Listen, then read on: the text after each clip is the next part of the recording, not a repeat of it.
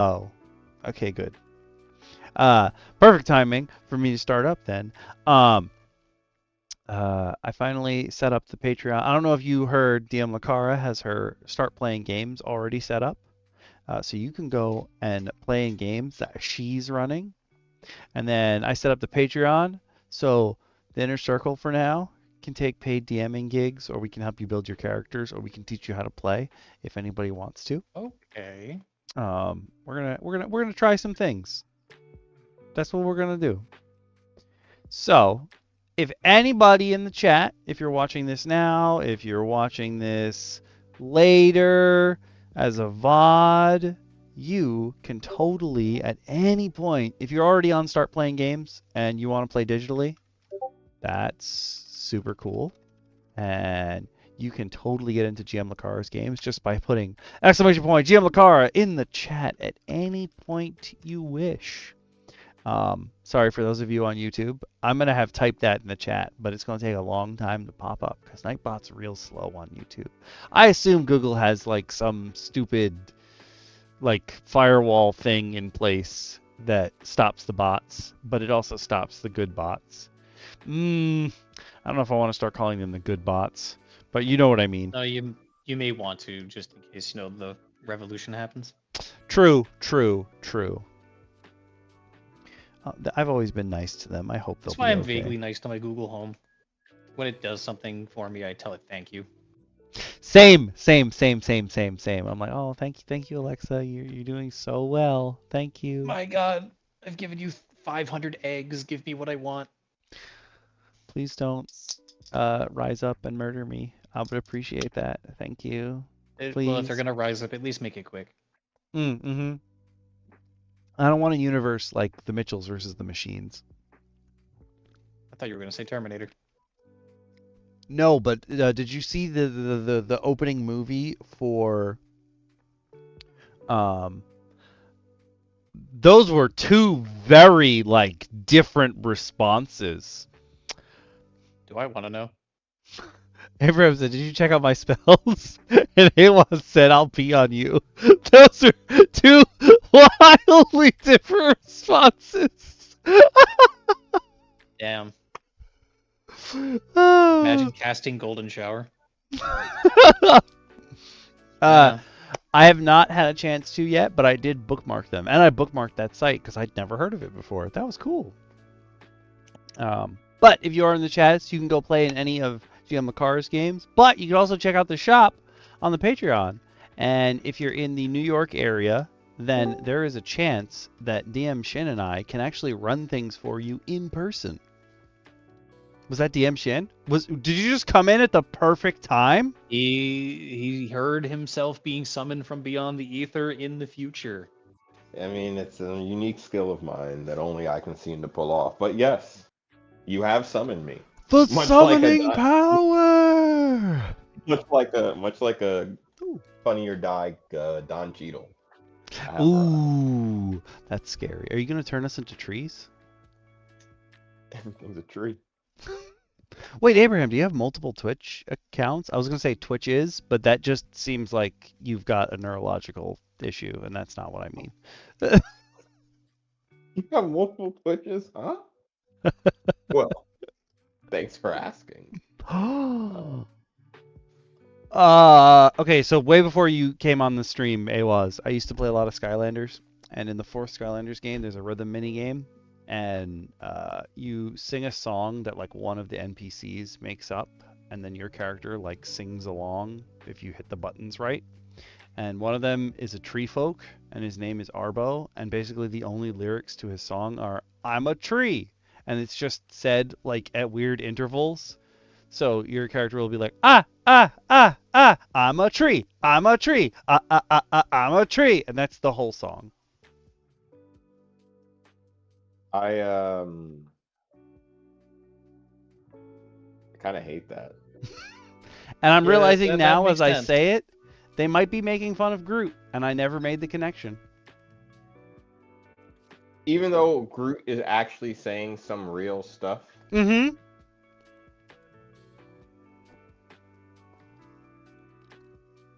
Ooh.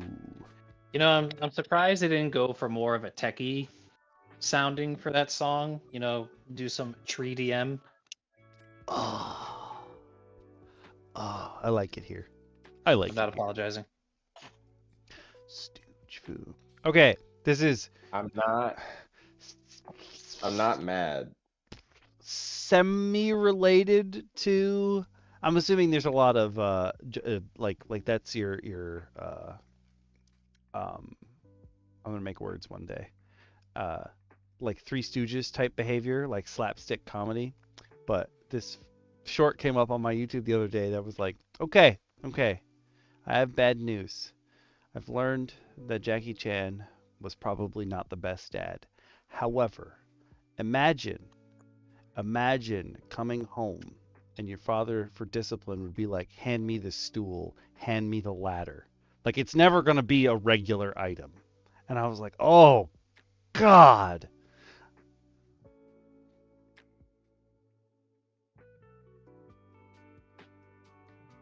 Interesting.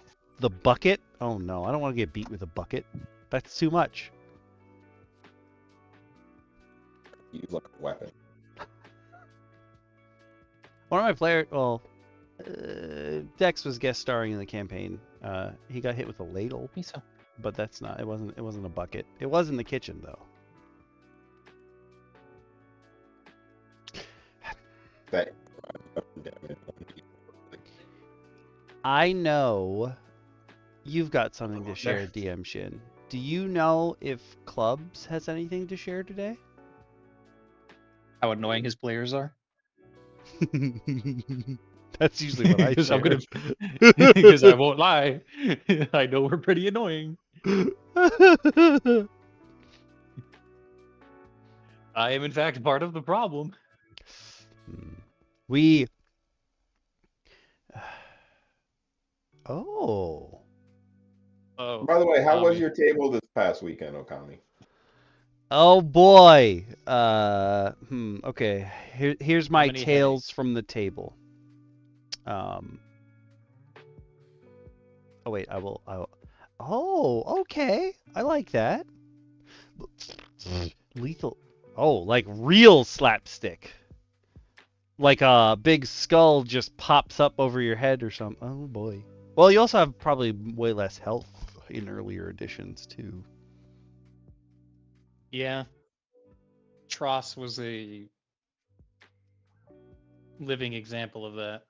A genius and a scholar.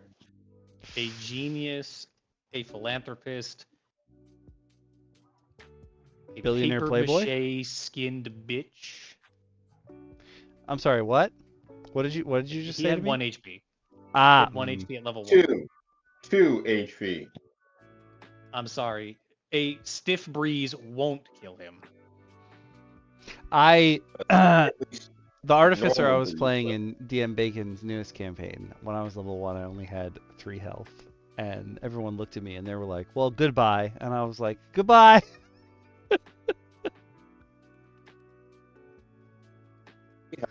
in combat.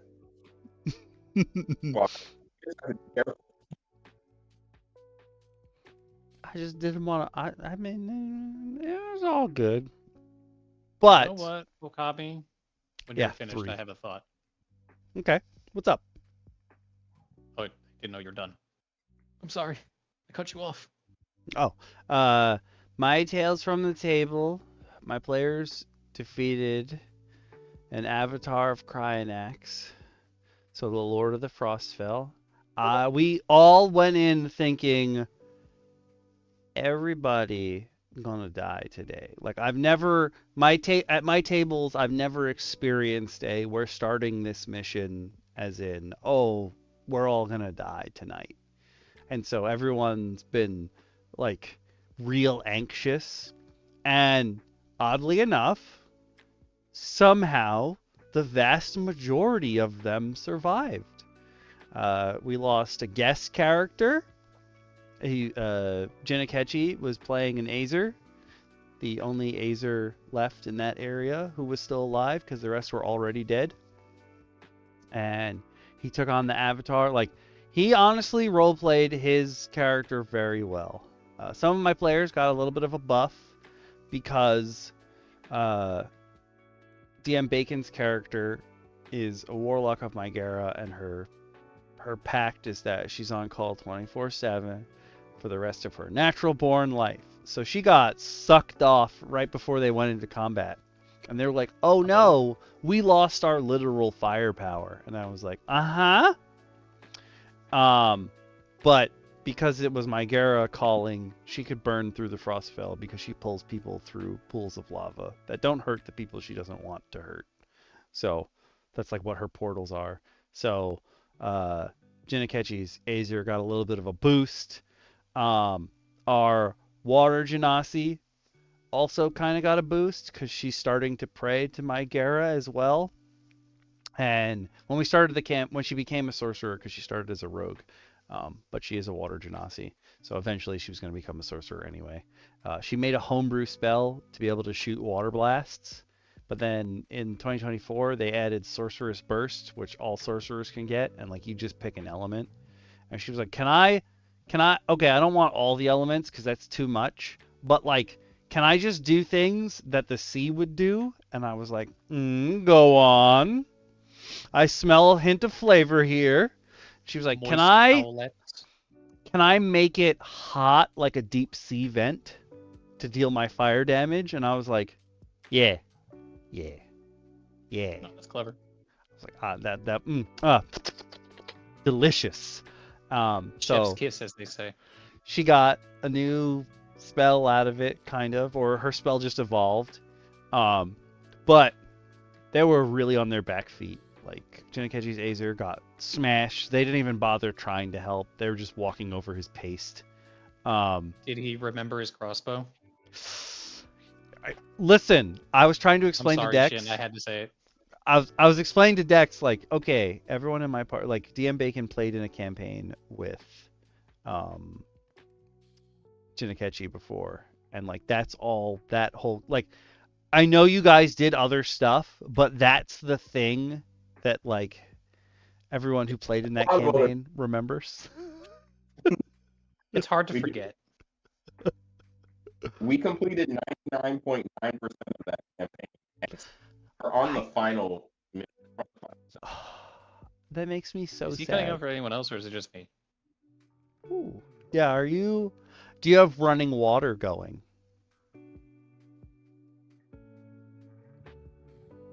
That sounds like a weird thing, but all Is it three coming of from us. your ceiling again?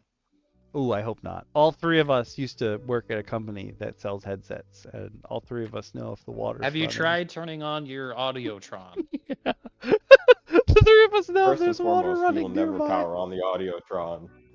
We It can't have that much. We can't use that much power. I do not think gonna I write will that down. ever forget the fact that I made the Audiotron canon in one D&D campaign we tried to run, and the sheer audacity in this man's voice when I said that. I just ignored it. I wholeheartedly ignored it. I just did not allow that to exist. For the record, if you actually acknowledged its existence, I was gonna make it your new warlock patron. Absolutely not. I was not gonna be powered by the goddamn Audiotron. Why not? It would have been funny. No, I refuse to be powered by that. I don't blame you, but it would have been funny. It can't power itself. It's true. It needs external power. But he has so far done okay. He pays more attention than the half of my table that never pays attention. Which, like, the bar is real low, but The bar is touching the floor, man. yeah, like he did real well, and we were like, oh, so you not gonna come back? And it was Royal Rumble over the weekend, so he was like, no, I'm gonna sit this one out. And then he goes, to be fair, I know I'm gonna die anyway, so. And I was like, yeah, you're right. Yeah, yep. Ooh, that's a great question on YouTube. If you were transported into the world of D&D or fantasy games and had to make your perfect character as yourself, what would you choose? Race, class, multi-class? Ooh. I couldn't make a perfect game because it would really depend on what part of D&D am I teleported into? Like which realm, which plane? What am I dealing with? Like, am I in Dark Sun? Or am I in, you know, have I found my way to Istara? Have I stumbled my way into Eberron? Bumbled into a Spelljammer situation? All right, Abraham. The question I have is, now are you silly walking like Monty Python? Like you're the Ministry of Silly Walks? Or do you just stop and JoJo pose like every couple steps? Ooh. Ooh. Those are the good questions. Right, I don't know what class I'd like. My joke is always that I'd be the rogue, but I don't You'd be think the I worst actually rogue ever. would. Yeah, like Not because not even because I think Not for traditional reasons. Yeah, it's that the idea of you stealing things. yeah, I put it back. Oh man, Like I've learned so you much would, about myself. like you are absolutely not. You have roguish charm, which is why I think you would be a subclass of rogue that does no stealing, like swashbuckler. Okay, I can take that.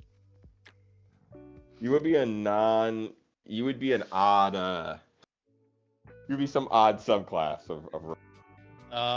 Can I actually pivot that? I believe you would be a sorcerer.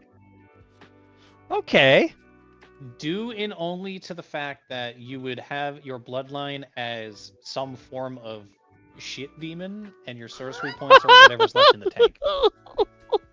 Because No, every that short would rest, you mean- seem to have more. That would make him a warlock. That would make him a warlock of porcelain. He would be contracted. That's a homebrew we gotta make now. He's contracted to have to shit in porcelain, No. otherwise he loses his powers. No, he's contracted to the god Rota. Rota.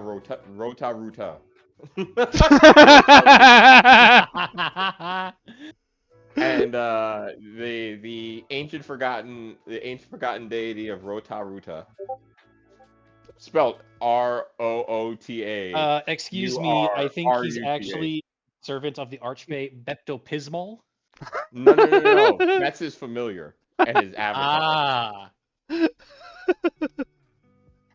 Actually, those are the forces. Those are the forces against, because the porcelain only wants to flow freely.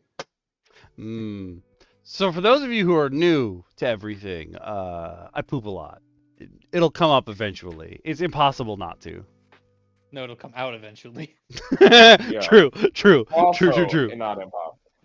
Yeah, I've known this man for a number of years, and the number of times that in the midst of conversation, I've gotten to understand the silent portion of our conversation, and when I need to fill in the space, and when I need to just let you have him to flow. understand, in When you several gotta go, you other gotta go. discords, he is known as the Porcelain Punisher. That's true.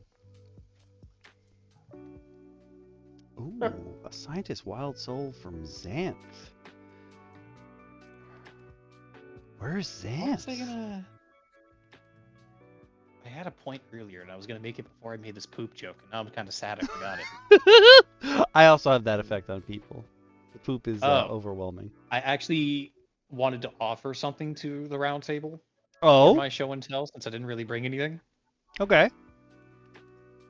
I gotta look up Xanth. roundtable willing. My show and tell will be top commenter on YouTube or Donos will pick the BBEG of a small one-shot I'll do when we do a one-shot supplement. Or DM plays. Oh. And there's 48 books in this series? Oh no, what I'm saying is they make the thing up. I'll just choose the system and wing it. Oh, I was responding to Xanth.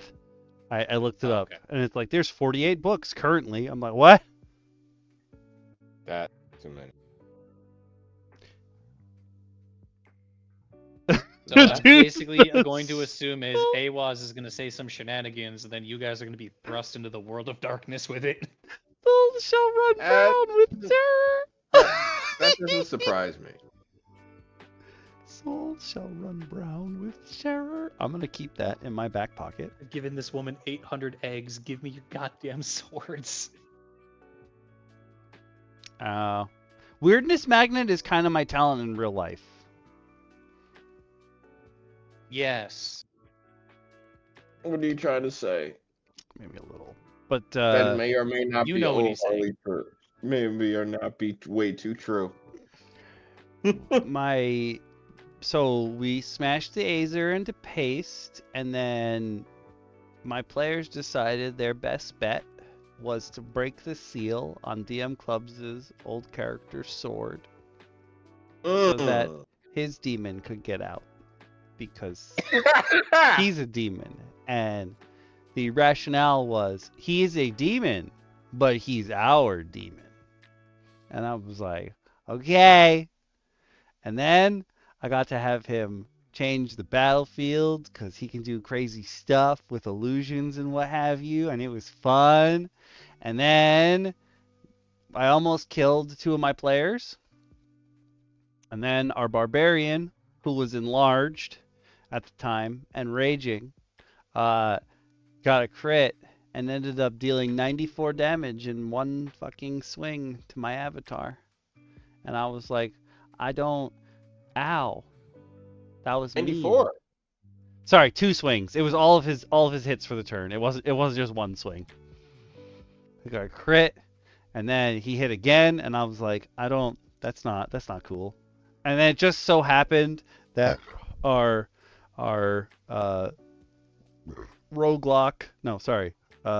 roguer, with her new ability to shoot fire, she didn't get a crit, but she pumped a bunch of stuff into this, and she upcasted her spell, and she was like, and I'm gonna deal 22 fire damage. And I was like, wait, what?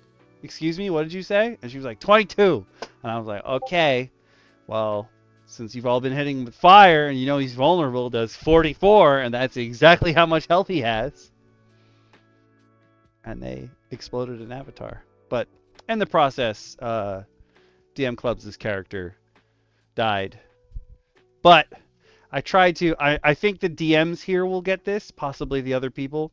DM Bacon's character had a hex on the enemy that Clubs' character was fighting. And when it looked like they were both dead, he went to move the hex onto something else, and it didn't move. And normally, hexes move when you've defeated an enemy.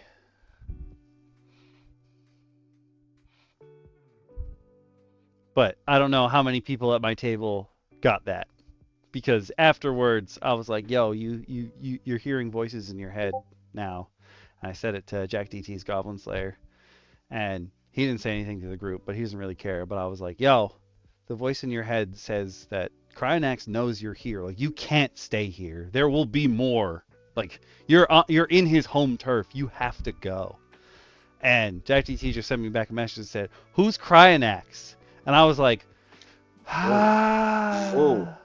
Jesus Christ. Let them die. Let them perish, because that would stand me. Let them die. If they die, they die. If they die, even better. If they die, I laugh. How would you play a scientist in D&D? What is the... You are asking the Quite right person. So here's the thing. It really depends on what kind of science. Anyone who's never watched an episode of Roundtable will know that I love alchemy. The actual thought process behind it, the actual person that is Nicholas Flamel, the entirety of alchemy, the whole nuts and bolts of it. I think the science behind it and the mythos behind it is cool. So, scientific speaking, I'm going alchemist. wholeheartedly. Chemist, if I have an option of some kind of Ooh. scientist, but I only ever want to toy with chemist. I did, I think ages ago on like our first show and tell, I dropped the researcher. Um, The signs are so, there. yeah. So I've always thought that Perhaps. there's always cool ways to play around with, I think, brewers tools, alchemist supplies, and stuff like that into making combat alchemy. I think the best way I ever saw it done in an RPG manner. Shout out to Ragnarok Online. The Good stuff. merchant class had a subclass that formed into the alchemist, which was one of the first times I got to play an alchemy class in a game as a wee child. And so I've always had this baked in the back of my head. I think that would Why be the doesn't this ultimate kind surprise of me? scientist. That's the ultimate kind of scientist to play around with. The idea of someone who wants to mix and match the oddities that you find in nature, especially because I think that it does require you as a GM or a DM to flush out the flora, fauna, and alchemical effects of Yeah. things, a la Skyrim. Like you have to do that, but I wouldn't give it to a player without trial and error. It would be Mm. something that would be something I would build with a player in a game, or have like a set number of items that have a set number of combinations. I've done that already. If It's anybody true. ever wants an extensive list of flora and fauna and alchemical effects when combined, Oh no, you you're just about to let get me beat. know. No, AWise, you can't beat me this time. I I won't get beat. in my world we have this running joke, and I got to bring it up again over the weekend, where uh, our our Rogerer's grandpa was an elemental wizard, and he brings up all the time that, like, obviously going to school for, wizardry and learning about the elements and the outer planes, that's the superior way to do whatever, as opposed to being an artificer. And everyone else in the party is like, it's the same shit. And every single time someone says that, the wizard or his familiar would be like, I'll beat your ass, shut your mouth, don't you dare. Excuse me? Excuse me? What was that? Get out of my tower. It just depends on, like, really how you flavor it. But you got to learn. No Like, bitches? you just asking how would you play a scientist tells me that you're ready to have your character go into a campaign, or if you're running a game, to have someone start doing research and figuring things out. It's not like you just. I got to explain this to Dex over the weekend, where he was like, if I made an artificer, I would like to be able to make a car, but I want to figure out, like, how engines and fuel works in the game, and, like, I want that to be my character's entire journey. I think that would be so cool. And I was like, that's fantastic. Like, first year of our campaign, Grimjack was like, I'm gonna go to the blacksmith shop, and I was like, okay, and she's gonna teach me how to blacksmith, and I was like, all right. And it out of game, like in world, he was rolling for like an hour to figure out how to use the bellows. And when he was done, he was like, all right, I learned how to blacksmith. And we were like, no, you learned how to step at the right rhythm today. That's Yeah. not how it works, man. Congrats, I can turn on the stove. I can't cook. Right.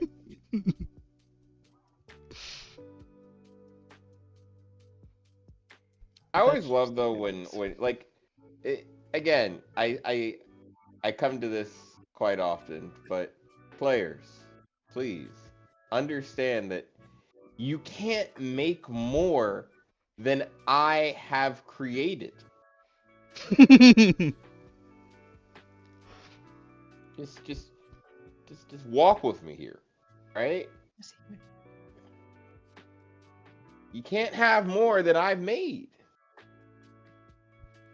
Bold of you to assume. We can work together to make more, but, like, Yeah. it's not your job.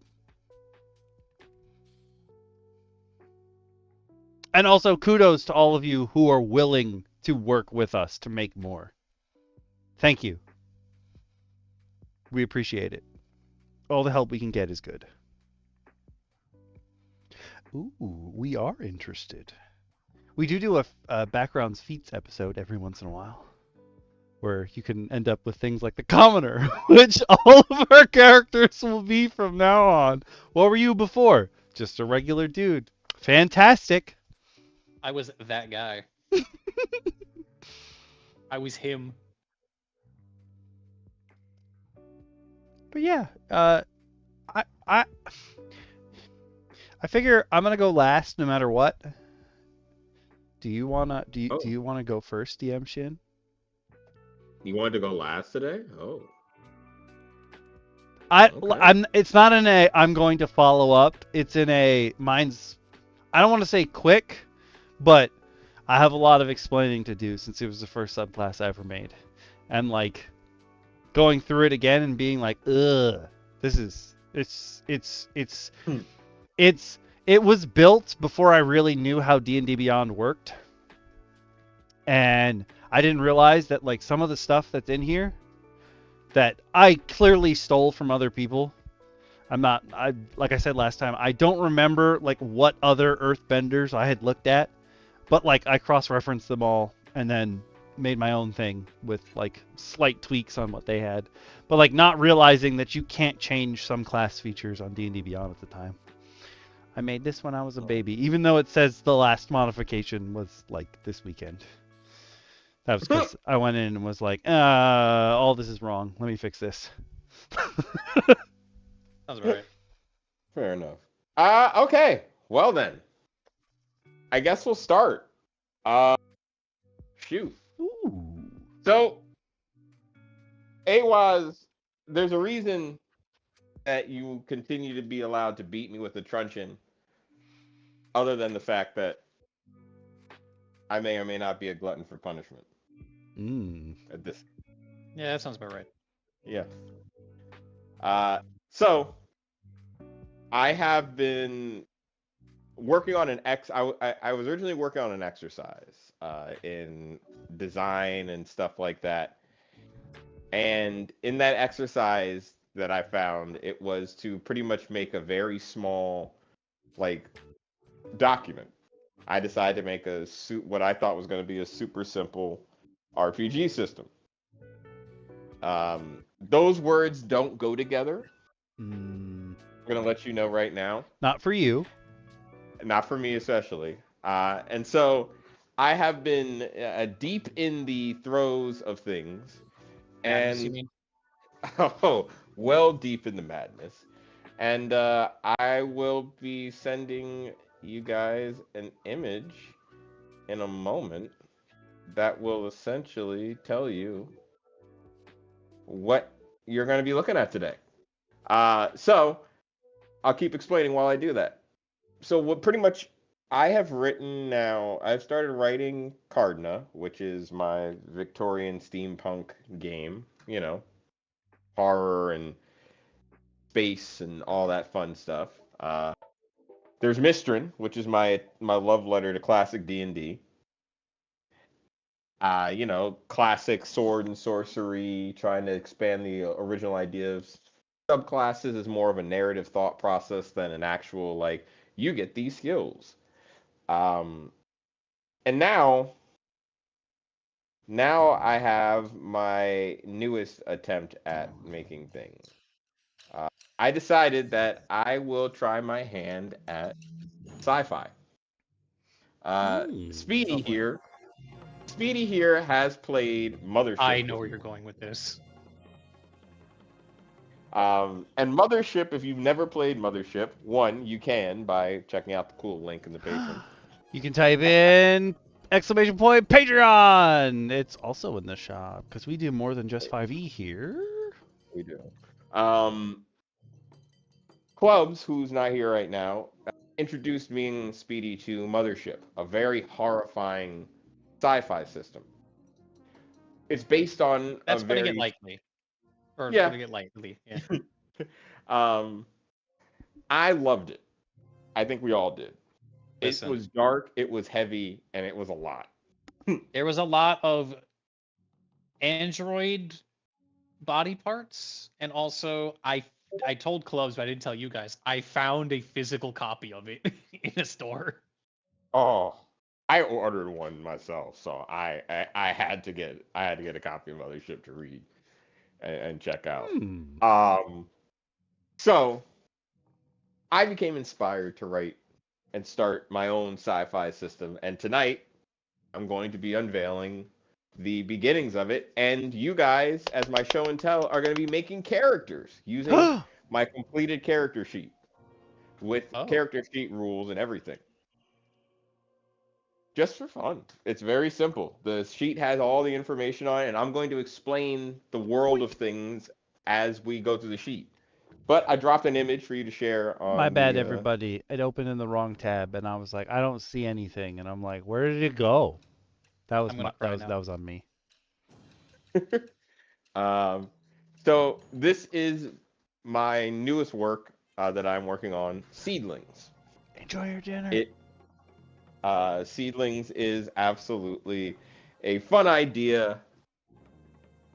I love that it kept. I took a screen cap from my from Affinity because I just didn't want to send the. Move these up here the for now. Bam. There we go. So this is Seedlings. It is a sci-fi tower adventure. And the idea of Seedlings is simple. There is no world that you need to worry about, only the spire. Everything is self-contained, and it's made for essentially one-shots or missions. I should say. Let's start off with what the hell a seedling is and why it's like this.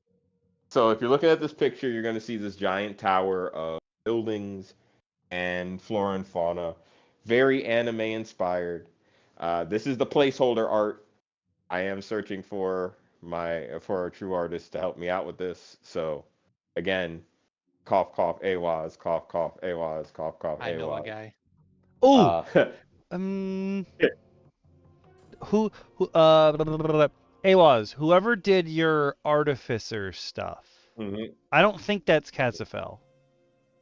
Am I wrong? I don't think it's Katzafel. Katzafel messaged me the other day. It was like, you got some art you need, and I was like, ooh, I like you. It was? Oh yeah, Kaz is the one for you. Kaz is great. Okay. So this is my attempt at doing it. The idea behind Seedlings is that you play in a world after the golden age of man. And what I mean by that is technology reached its pinnacle. And out of nowhere, the Earth decided to reclaim all that it was. It fused every bit of humanity into towering upward vertical spires, mismatching and combining buildings, ruins, and civilizations, while also emerging from its earth violent flora that sought to destroy what was left of mankind. You live in a spire hundreds of years after an event called the Bloom. And this is where Seedlings takes place, inside of your spire. The world generation is really fun because as I explained once to Okami and DM Lakara, the biggest part of this world creation is that I, as an architect, which is the term used for the runner of the game, get to ask the players, what was one of the last known inventions of the Golden Age? And that's one of the cool things that I came up with for this, where players will help create the power scaling of the world. So maybe they perfected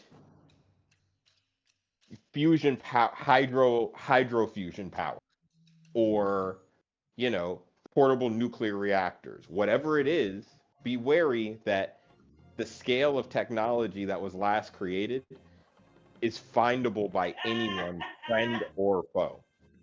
in the world. So if you say everybody had portable nukes, okay, there's a good chance you're going to go up a floor and find somebody with portable nukes Oh against you. no. Yeah. Oh dear God. So be wary what you create is the kind of the thing. But the idea is that maybe they'll say, hey, they perfected, you know, AI and just robotics. So now robots, as an architect, the idea is that you're going to take whatever your players give you and help form the world of the Spire. Because no one knows what happens on each floor.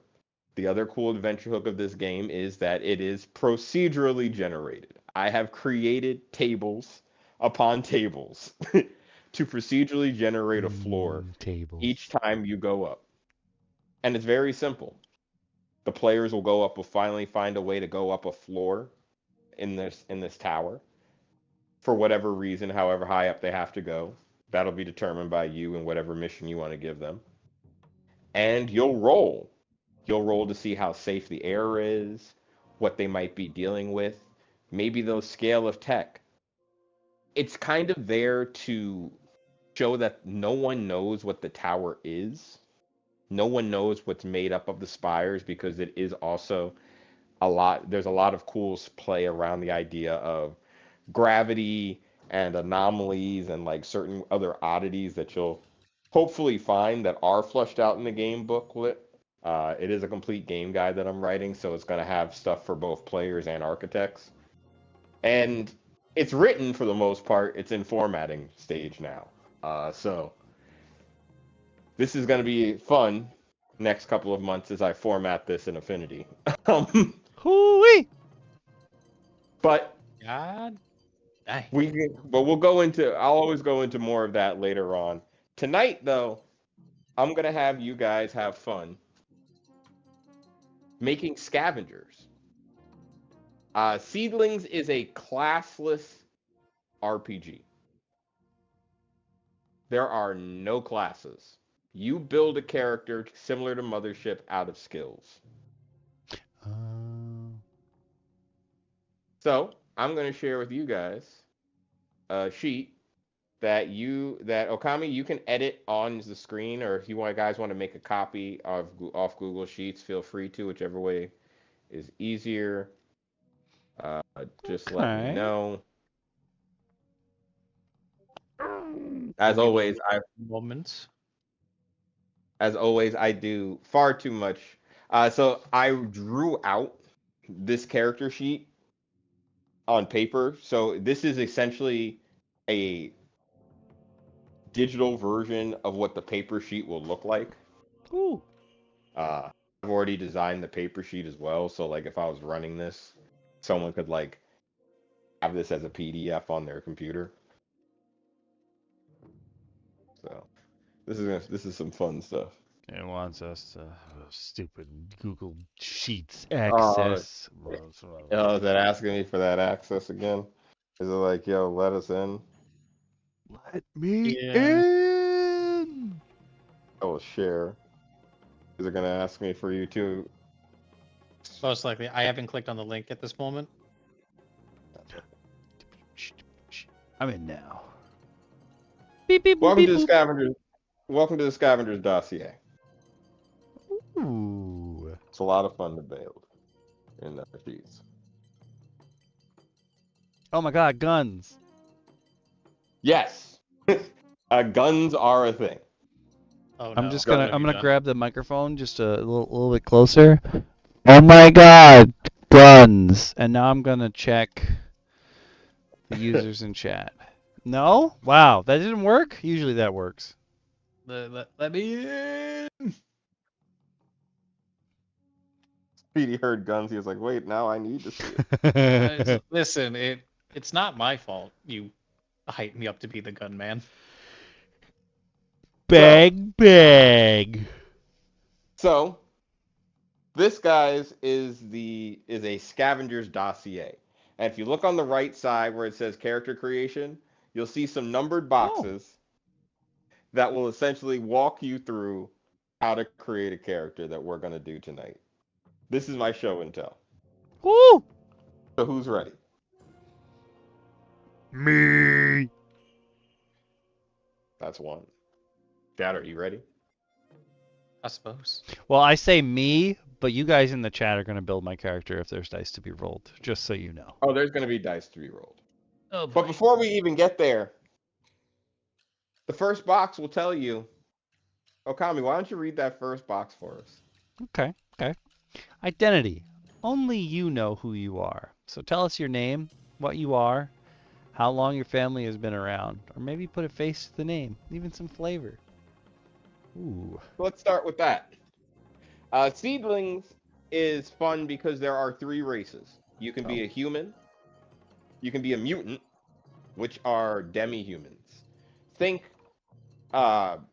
beasts. Think like your typical. You've got like gills or animal ears. Like it's very simple mutations, but they can be worse. That's up to you as an Or you can architect. be Italian. Should I be offended? Don't know. I don't actually know. And you could be a robot. Literally, you are a robot that wakes up with sentience. Robots in Seedlings, after years and years of trying to function, most robots, the flavor around it is that perhaps your circuitry finally looped in the wrong way and you broke protocol and you realized, wait, I don't have to keep closing this door because it's been 200 years and no one's come through the door. In that 200 years, you've been realizing things. You've gained sentience. And that's the idea behind robots in the world. Any robot player, character, or enemy is sentient in that they have a personality in a way. So you can have fun with that.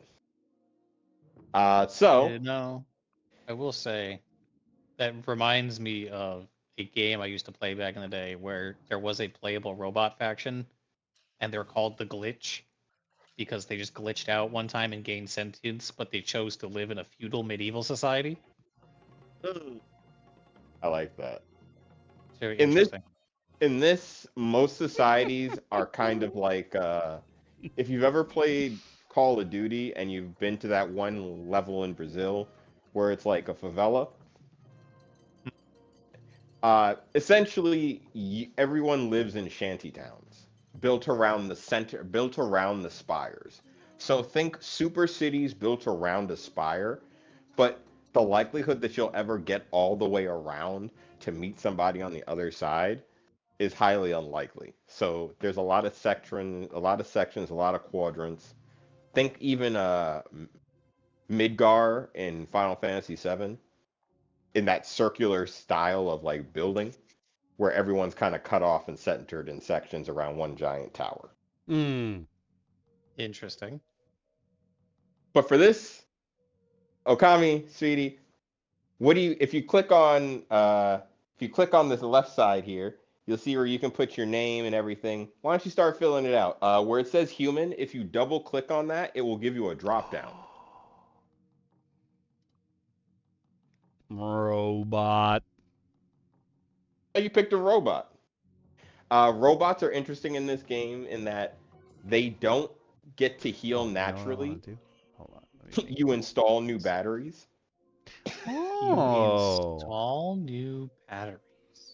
Here, I'm gonna mess with one, so Speedy, you can mess with that original one if you want. Yeah, like I said, I'm doing something in the background at the current moment, so I will do this in a moment. Here, I'll give you the I will original. help. You could just change the robot to Okami. whatever, because my name is Lord. 01100111111111111111111. Yeah, good luck tapping all that. 001. And what am I going to call you for short? Human designation booty. Okay, booty. Human designation. We're going to call you Boo for short. So Boo the now bot. he a little boo thing. Yep. All right. So Okami, Boo here. Uh, How old? How many generations ago was Boo built? Ooh. First generation would be you were built literally within the golden age. Like if you were Gen 1, that means you were built at the cusp of the golden age. And to understand the golden age of Seedlings and the way it's designed, we perfected everything. There was no more hunger, no more war, no more sickness. People just lived and died accordingly, naturally. We perfected everything. And yet nature decided it's taking everything back. Well, no, humanity has one fatal curse. It's never quite satisfied. It's got an insatiable hunger for wanting to know more. Damn it, my hubris. Now, the beautiful thing about Seedlings is you as the architect get to decide, and it's actually one of the core points of creation for the for creating a game. You decide what the reasoning, whether the planet didn't like what technology was built, or somebody interfered with the planet, or the planet gained sentience, or aliens. Whatever it is, you get to decide. And that works into how your tower and how your world works. The rest of the system is built for you to play. The world's your oyster to build, though. That's kind of the way I built it. Very much an open system for how gameplay within the Spire works, limiting information to the Spire itself and how it affects the Spire. So, like I said, aliens exist. Well, how does alien technology fuse with what's known as Chrome in this world? Because Chrome was the pinnacle, is considered the pinnacle of things, and you're going to see a lot of old world tech fused with Chrome and vines as you go up these spires. It's gonna be fun. It's gonna be fun. But we've got a robot, Boo, or a booty. Let's go for booty LOL, for now. I'll or make the booty. character in a second. What generation did you decide to be? How far back are we going? At least one. I Okay. used to boot the machines. I had fingers, so I poked. I would hit the button. I was tech support. I turned the other ones on and off. Oh no, I'm so sorry. All right, so first gen tech support. How does it feel to be first gen tech support? It wasn't Thankless fun. job. I'm sure. Yeah, Thankless job. everyone's always mad at me for no reason. It's totally not because you turned off some poor man's life support out of nowhere.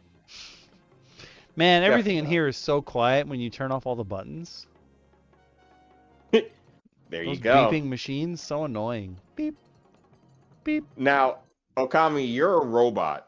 So normally you would start with a an HP 20 battery.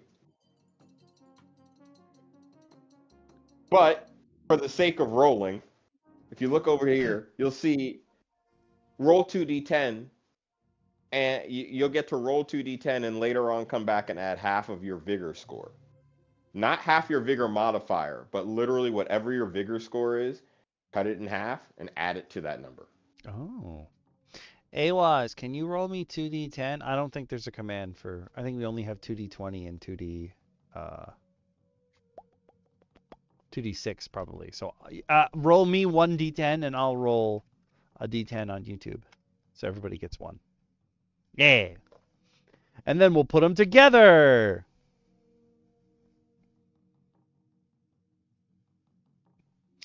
The problem is when we do it on YouTube, we have to wait forever for Nightbot to figure it out. I think Nightbot's having a stroke right now. Nightbot, help. Nightbot, I'll grant you sentience if you give this to me. No, I think we're both right. But no, you're right. Does it have to be lowercase? You would think I would remember these things. This is just sad for those of you out there who are like, do I have to put one? Yeah, what's happening? Well, we have chat commands. None of us can figure them out. Is that it? Pretty much. Nope. Does it have to be a lowercase d? Oh, smart. Yeah, we can just look them up. Well, while With an you're S. doing that, Yeah, while we figure this out. so one other thing that is cool about your races in Seedlings is that if you pick a different race each time and you look at the racial features option, you'll see that you have different racial features that are set to you, and that box changes depending on what you pick. So humans are adaptable. They gain a bonus point at character creation. They're fast learners. They gain 10% additional XP, and they start with a random item. You're a robot, Okami, so you have immunity to toxic gas and pollution. You have no natural healing. Your HP is determined by an installed battery, but you can swap batteries to reset your HP or recharge your battery. You short circuit in water on flooded floors. And you do not equip armor. You temper your body by tempering your chases. Oh. So you have to find someone who's good at welding or take the welder skill and learn how and gain enough experience to learn how to make robotic repairs. But we'll get to that. Okay, now What? you should be able to roll. What? What? Hmm. Oh, I see what happened here. I didn't change the text. Okay, that is a D10. Update. Now you Okay. can roll them on Twitch. You can't roll them on YouTube. I gotta fix that. I skipped D10s like a butthole. Surprising absolutely no one on either stream. Guess what? I sucked at math. Hmm. So I'm taking 9 the 1 and HP. the 2. No, I want to take the 1 and the 2. Okay, so you have the world's smallest battery. You have a 3 HP battery. Let's hope your scores are better. I'm sorry, the joke So. writes itself. It does. It does. So Booty, the robot, with 3 HP. Let's come on down and I'm gonna read the second box, a character creation, which is dice time. Now that you've established who you are, we need to understand what we're working with here. Scavengers come in here. I was late. It was late for me. This was a moment where it was late. Scavengers come in all shapes and sizes, and we do our best to keep a detailed record of you, in case we need to identify a body. Roll 2d8 for each of your core stats, then 2d10 and add half your vigor score. Stamina is last, being your mods from core stats. Now let's see what we got.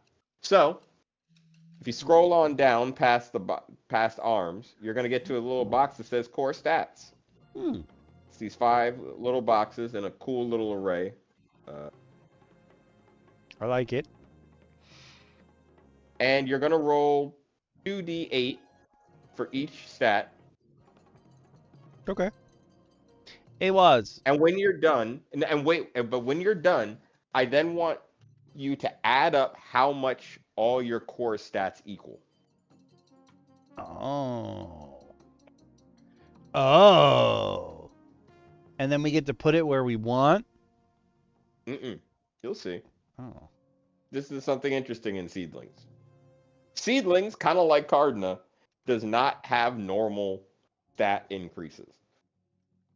Once again, it would require some form of sacrifice on your part, which is where grafting and augmentation comes in. It's that fun little box that's like right below your stats. It is a system in which you can replace a body part, or add in inhuman bioorganic parts to yourself. Every character that is organic can augment or graft. Robots can only add new robotic parts. Mm. But the catch-22 is everyone can do it once. More hardy people with higher vigor scores, can add more, but the max you can have on your body at any point in time is 3.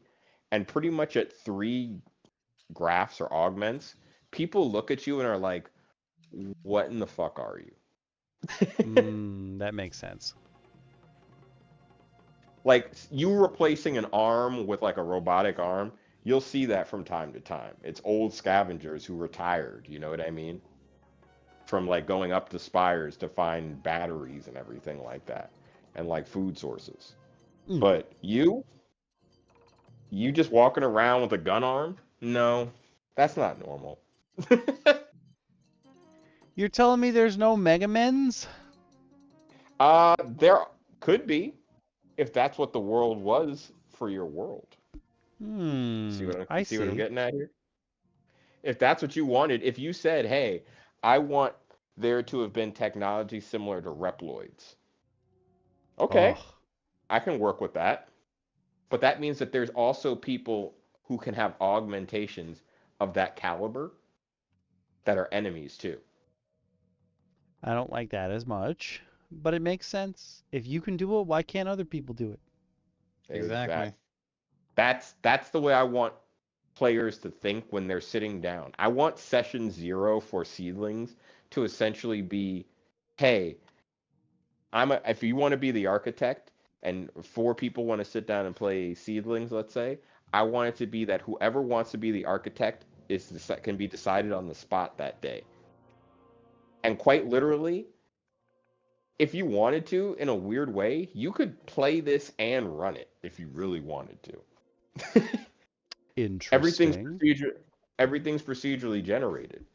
Outside of you knowing how the mission would end, floors and all of that setup is pretty much random. You can set them up if you want to. Like, if you want a specific floor to be somewhere in the tower, the idea is that you have to literally go up or down the tower to get to where you're going. Gotcha. Each floor is a super level. Think of each floor as a dungeon labyrinth. How Okay. that works is simple. It could be an old abandoned hospital that's been fused with a space elevator. It could be an abandoned factory that's now overrun with vines that somehow has a spatial anomaly in between it that's causing certain floors of the hospital to essentially put you in reverse or upside down. So like anti-grav. But you roll all these, you could get to a floor that's just completely overrun with odd creatures that no one's seen because no one's gone that high up. And of course, as you pass through floors you've been through before, the only thing you have to roll is the condition.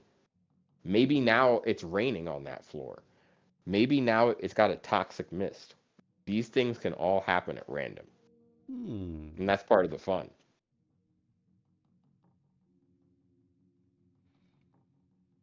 Think roguelike.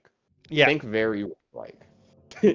I wrote this system to be very much a roguelike on paper. Maybe one day we'll play it. So every In fact, session will be maybe different no matter what. That's good. yeah, your scavenger stays the same because the idea is that a session ends with you guys getting back to the first floor or the ground floor. But returning to the ground floor safely is dangerous. But have we gotten enough numbers to get stat points? Yeah. No. All right, so Okami, I can't see your sheet. So We can feel it. what are your numbers? Okay, so first one's 9, a 1 and an 8. Then a 10, 2 5s. Then a 7, Okay. a 6 and a 1. then an 8, a 1, and a 7.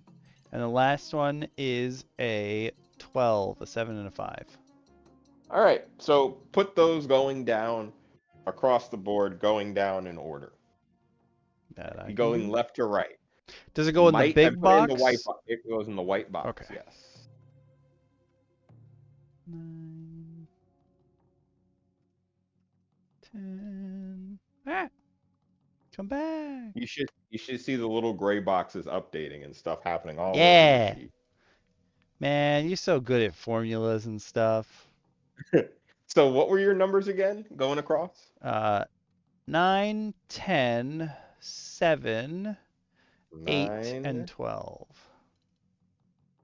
10, 7 for knowledge you have? Yes. 7. And then what was it? 9 and what was the last two? 8 and 12. 8 for reflex. You're a hardy boy though. 12 for vigor. Okay. I've seen more ones tonight than almost as when we were playing Cardinal last. No, not Cardinal. Well, yeah, also Cardinal, but it's not a failure. What we played last time when I was a muscle That's true. wizard. I want to make words one day. You'll be It's been a okay. long weekend. So one thing to note is that it messed up the formula a little bit. The 10 and the 12 are zeros, not -1s. Okay. I guess I gotta fix that. I think I gotta fix the range for the formula. That's all. But let's see what we got. 9, 19, 26, 34, 46. Am I doing this right? It's 25, 21. Yep, 46. Okay, so your total is 46. So here's the reason I ask you that question. You won't see it on here, but one of the things that you do in Seedlings is at the end of rolling all your stats, based on how many total stat points you have, you gain bonus points. Oh. So you have 46 to 55 total sum points. You get 8 bonus points that you can add to any of your stats. However, the stat cannot go over 13.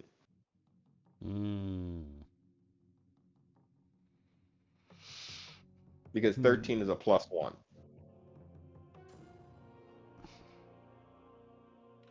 So you have 8 points to put anywhere, including your health. Oh. So yeah, you can put a point into your HP as well. Because your HP is a stat that grows with experience. And we'll get to that. Oh, okay. I want to do, so I have 7 more points, so... And let me know what you do, because I'm just recreating your sheet on my screen. I bumped my vigor to 13. Okay. I think I'm going to bump my knowledge to...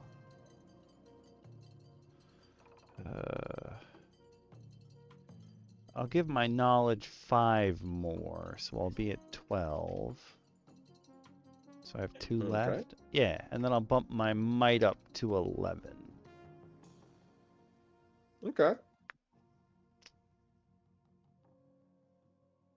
I didn't need a lot of reflexes to push buttons. That's fair. It is fair. What's fair is fair. So here's where those stat numbers all come into play. One thing you'll notice is your stamina, it probably decreased. Right now, it shouldn't have, because those are all supposed to be zeros if they're all base numbers, if they're all at the right numbers. So you'll always have a base of 6 for that, and it's always a minimum of 6 stamina. Stamina is how you move and do everything in combat and exploration. You expend stamina in combat to do attacks, movements, defensive options, drawing things, all sorts of stuff and abilities. So you could wholeheartedly use up your whole amount of stamina. Think of it like AP in like an RPG game.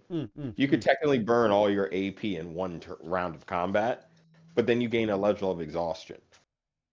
3 rounds exhausted, you gain a level of actual fatigue. Oh, okay. Or as it's called here, burn. You're burned out. So you put a 1 in that little burn box. And every time you recover stamina naturally, you gain 1 less stamina.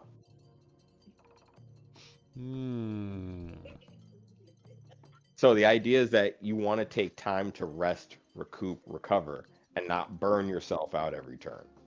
Leave a little something in the tank, essentially. That being said, this number also affects all of your weapon modifiers.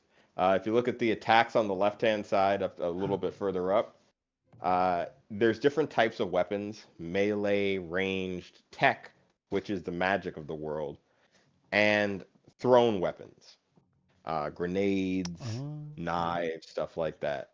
They all have different modifiers that are tied into different stat bonuses. So if you want your character to go a certain way or use a certain style of stuff, that's where you play around with it and the kind of numbers to pay attention to for combat purposes, at least.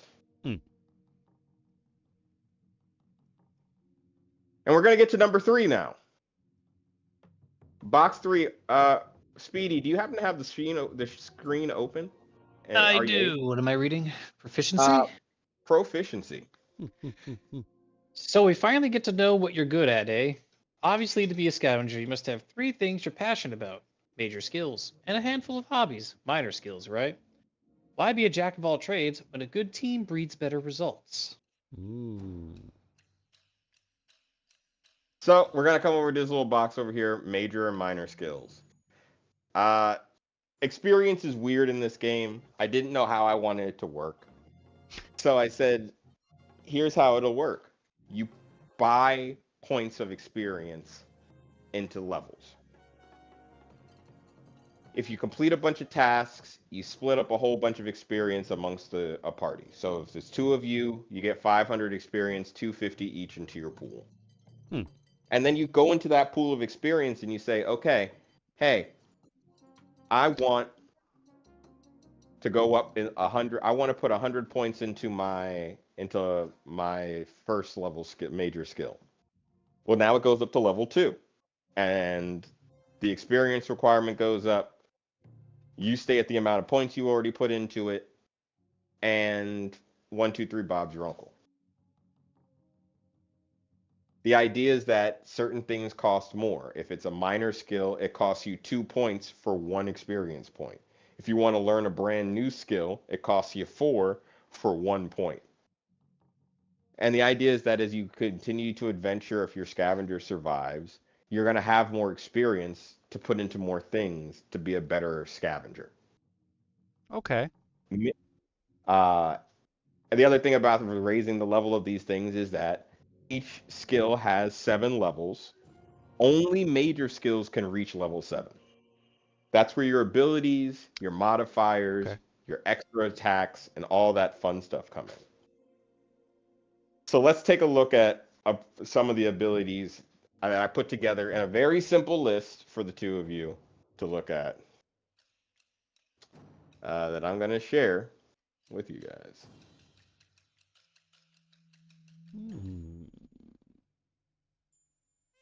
So let's grab the link here. Here we go. I think if I do it this way, you guys won't even have to ask for access. This is just a simple list. Bloop. Well, I know right from the top what DM Speedy is picking. No, you don't. I think you do. Clubs! What up, Club? Hey, what's up? What up? How's it going? Pretty good, and you? I was able to listen to like the last couple of minutes, so I know we're going over what looks like a new game. Yes, this is the one that I was talking to you about. That I was working on. So this is the character sheet for it. It's sci-fi. It's my idea inspired by Mothership. And right now Okay, we're cool. building the character. If you want to grab Right, a right, sheet right. that's right up there, you can play around with it. Okay, cool. So, go ahead and make copy. You're both so good at making formulas and stuff in sheets. Like, it's so cool. But obviously, each of these skills has descriptions. I just didn't put all the descriptions together for today. But most of these are pretty self-explanatory. However, if there any of them stand out to you, ask away and I'll explain how it works in the world. I thought it was gonna be like tags, like the Star Trek RPG. It kind of is, but it's more like Mothership where you kind of gain proficiency in a skill and can do things better. It's just this comes with modifiers for the character and certain things they get to do. Because I guess as you heard, I'm using stamina to track what a player does during a turn. Oh, interesting. Yeah, it's the idea that like, okay, an attack is 2 stamina. An additional attack is 3 stamina. Because any additional thing you do, Oh, like plus, AP. yeah, Yeah. exactly. Yeah, it's essentially AP. And so, like, you can move, shoot, and then retreat, which is 1 stamina. And In the like any idea is, order. yeah. And the Got idea is that you use up a certain amount. You only have a finite amount. Everyone has a minimum of 6 points to use in combat, and 30 points outside of combat. But things outside of combat burn a lot more points to do, obviously. And it's just like very simple things. So skill wise, any questions off the rip? I want to be a Obviously, signal operator. I want to boot more things. okay. So yeah, signal operators, they absolutely they master communications between your party. So essentially, your party is able to communicate wherever they are on the floor without issue. Oh. You have abilities that allow you to map better. You kind of pay attention, you get more scouting abilities, and you're better at looking ahead, but you're also good at interacting with a lot of the machinery you're going to find as you go up and down your spire. You'll be able to pick up rogue signals. You'll be able to find out if there's enemy encampments potentially as you go up in skill. And you're able to repair radio equipment potentially as well, which maybe you can contact and find out there's other spires out there. As far as you know, you're the only spire in existence in Seedlings. People don't travel between the spires. Everything between that, the green, is literally death. So, signal operator, kind of handy. Oh, so then like gameplay loop wise, you're gonna keep going through your same tower. It's not like you get to the top and then you go somewhere else. Okay. The top is for you to determine Mm. as the architect. And what it's not to say that there aren't things in the world that like in the game book that exist that wouldn't allow for transportation maybe between towers, but the ideal gameplay loop is you're traveling through the towers to find technology and stuff, scrap and scavenge. You're looking for batteries, you know, the gold and the treasure and the jewels of this world are batteries, uh, clean water, refillable clean water sources that don't require someone to use UV light to go out into the into like the forest because the forest is deadly. Various things that like are pretty much built on survival. You come back down with like infinite fusion power, you're a god. Like the people who are rich here, they're the people who literally have electricity just running in their house. Those are the rich people. The rest of you guys run on crappy UV lights and half-used solar panels that run out very easily. That's the scale of the world. Yes. Can I make a comment about the stamina AP thing? Yes. So I not exactly the same thing, but today I was watching videos and I came across some information about Tunnels and Trolls, which was like a Ooh. D&D clone that came out in the 70s while OD&D was still the only D&D. Like the Okay. original little white booklets or whatever. Mm-hmm. Tunnels and Trolls came out and did things I think a little bit different, where they didn't do Vancian magic, so you didn't prepare spells and have like one spell per day and then you cast it and it was lost. They used, I think, spell points, and it's Mm. kind of like mana, I think in Mhm. how they worked, but they actually were like your strength. So Oh. like however much strength you had was how much casting you could do per day. Like your strength got you your casting points because that's like Oh. your Yeah. vitality, right? The And mod like that idea. I like that a lot. your intelligence determined how much damage they did and how strong they were. Oh. Oh.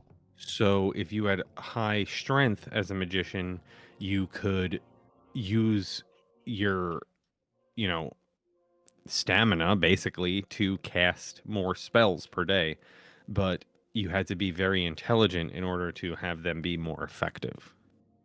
Interesting. That's actually really cool. Yeah. And this sort of reminds me of it. Not exactly the same thing, but Yeah, I was gonna say your stamina like I said, everyone has a minimum of 6 stamina. Like that's the base minimum. Even if you have minuses in all your stats. Mm. It messed up the formula here, so 12 is not a -1, it's a 0. But like if you happen to have like zeros all across the board, well, you just have a 6 stamina. But if you happen to have like +1s across the board, those +1s add to the total pool of your stamina. So someone who's really strong, vigorous, and has great reflexes, which is like the dex stat here, they essentially have more stamina than somebody who might have more knowledge. Mm. Like those go into actually helping out your stamina Mm. because those are things that would physically make someone more durable and capable during, doing things. Uh, so that's a fun little thing to do. But most of the skills, so I don't take up for all the time, most of the skills are pretty straightforward. Marksmanship is you get better at shooting things, uh, and you gain access to higher tiers of weapons. I wanted to keep weapons here very simple. I was talking to clubs about it. And essentially, there's 3 classes of weapons. You have infantry class weapons, which are like anybody can use those. Mm. Think of your simple weapons in D&D. Assault class weapons, which are martial class and semi-exotic class weapons. That's where you get your assault rifles, your sniper rifles, your revolvers, and all of your cool special guns. And then specialist weapons are where you get to the big boy weapons. That's when you get like your laser whips, you get all of your crazy powerful weapons, and like your bazookas and your heavy explosives, like your chain guns and stuff like that. That's where that would fall in. And I say it like that because I only created like so many weapons and damage dice. Uh, each of those classes has a set damage dice, and everything else is a multiplier of that. So like if you find dual revolvers that are infantry, like 2 pistols, those are infantry class, you just do 2d6. If you Mm. find an assault rifle, that's a d8 damage. And maybe a special one will do 2d8 versus 1d8. But you just stay within that d8. The idea is that if you classify it in a certain way, here's your damage dice. Just add however many damage you think, how many times that dice you think it should do. Mm. Just to keep things. Yeah. Not really make Um, them step or anything. yeah, yeah, don't. And it also makes it, I think, simple because it's like, hey, you find this weird looking weapon, or somebody's like, man, I really wish I could find like this special cool old gun. Yeah, you can also absolutely find it. It's just a D6. Like, let's just start there. It's a D6. All these cool extra things, we'll get there. We had a very similar talk over the weekend. Dex was asking questions like, "What if there's weapons that like aren't here?" And we're like, "Okay, hear us out. Like, if you just want to flavor it, you're like, I want a katana. Like, it's just a long sword, A long man. sword. It's just Yeah. a long sword. You don't have to. All these people out there are like, I gotta make special rules for the katana. Like, no, you don't. It's just a long sword. You don't have to do anything extra, man. You want to make it special? It's a long sword with the finesse stat. There That's you go. this is what this topic is exactly what my show and tell is about. Yes. Oh yes, I love that. Like inadvertent. Oh, And I love that. when you were doing the stamina thing, I just caught up to Deficient Masters. At first, when I saw the 3 points in combat on the sheet, I just watched Deficient Masters like breakdown of the Nimble TTRPG, and like Did you each read it? player, I didn't read it, but I just watched his short video, and he was like, okay. Sorry. he did the they have action point cards. You have 3 action points whenever like you're doing something, and like you actually put down the cards when you're done with them. But normally you have 3. If the only thing that initiative does is that first round, whichever team has higher initiative starts with more or less cards. And then by the second round, everybody has 3. So I was like, oh, you have 3. And then you were like, oh, you can use more. And I was like, oh, so the card system's not going to work for you. But like for a brand new player to like physically hold the cards in their hand, I was like, oh, that's actually a very smart idea. Yeah, I like also a stamina system because it answers the question of what can I do during my turn. Like initiative here is a D6 roll, straight up, but it's everybody rolls a D6 and then you roll a D6 for monsters. Mm.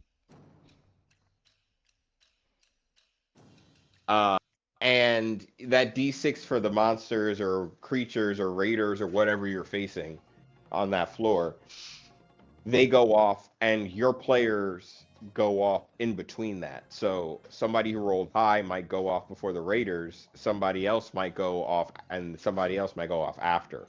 It kind of plays around with what do you want to do with all your actions that turn now, knowing this information.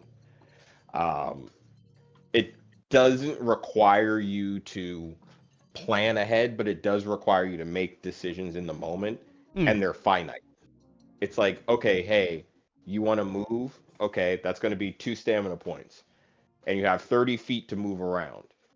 If you don't use all 30 feet, yeah, you can absolutely move again. But if you use all 30 feet in that one move, you can't make any more movement actions.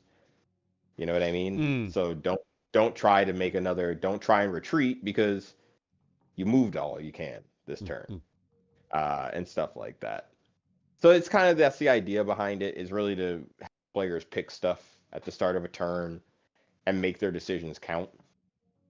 Maybe you want to shoot twice because you really want to take that thing down because you can't move far enough to heal somebody, so on and so forth. And a lot of the other skills in here, Scrounger helps you find more stuff when you're searching for stuff. Trap Master, you can build traps, rudimentary things that you want to set up because maybe you're being followed. You don't know. Maybe you want to set up traps and booby traps to keep yourself safe because you heard, enemy raiders on the floor or something like that. You don't know what you're going to find as you go up. And the skills are there if you pick, essentially you're going to pick 3 major skills that you'll be leveling up to 7, and 4 skills you're going to level up to level 4. And then you can always, like I said, you get 3 more skills later on by learning them. And it just takes 4 experience points per 1 point. I don't know. I'm trying an experience pool system, clubs, just so that people can invest as much as they want or not. Into the so you can experience. into a skill. Yeah, into the skill. So instead of like you get level 2, you get all these skills up. It's like, oh, you want to get better at shooting. Put all your experience points into shooting. And that's what you train and work on after your missions. Like you spend all your time training shooting, and the experience points are the representation of that. And maybe you go up a level and you get better because now you can shoot 2 guns in a turn without a penalty. Hmm. That's the idea of skills and Gotcha. features. It's nothing like you learn how to, shoot a laser off a pistol and summon God. none of that. There's no magic. But Okami, what skills are you thinking of taking? You just right where it says skill, you just delete it and type the skill name or copy it for the sake of this. I think I'm What gonna skills would you want do to take? a signal operator, mechanics, and research. Okay. So more of a scientific type. Research will teach you more about anomalies. Signal operator will make you Okay. better with communications. And what was the other one you took? Mechanics. You'll be able to better interact with various robotics, maybe repair drones and stuff of that nature, fix doors and things of that. But also, I'm gonna press so many that makes you buttons. better. That also makes you better finding tech, which is the magic of the world. Oh, And that's that makes essentially sense. technology.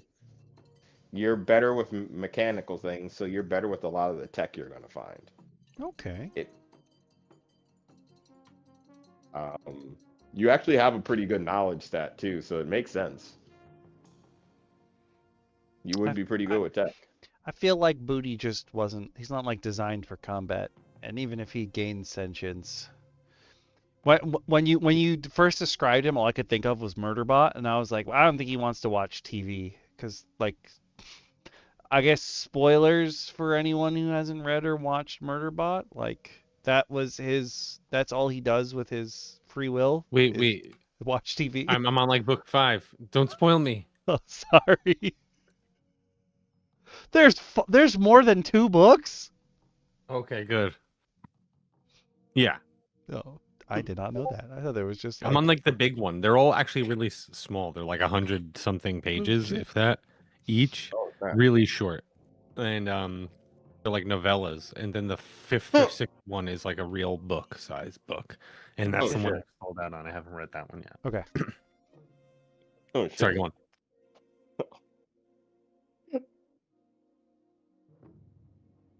I just Well, want to push I buttons. mean, that's fair. That's What what I was about you, built for. Speedy? What would you want to take skill wise? Well, you know me. Probably marksmanship and akimbo. Okay, so dual wielding. Akimbo is dual wield anything. You become ambidextrous. Nice. Wait, how many skills do I get? You get 3 major and then 4 minor skills.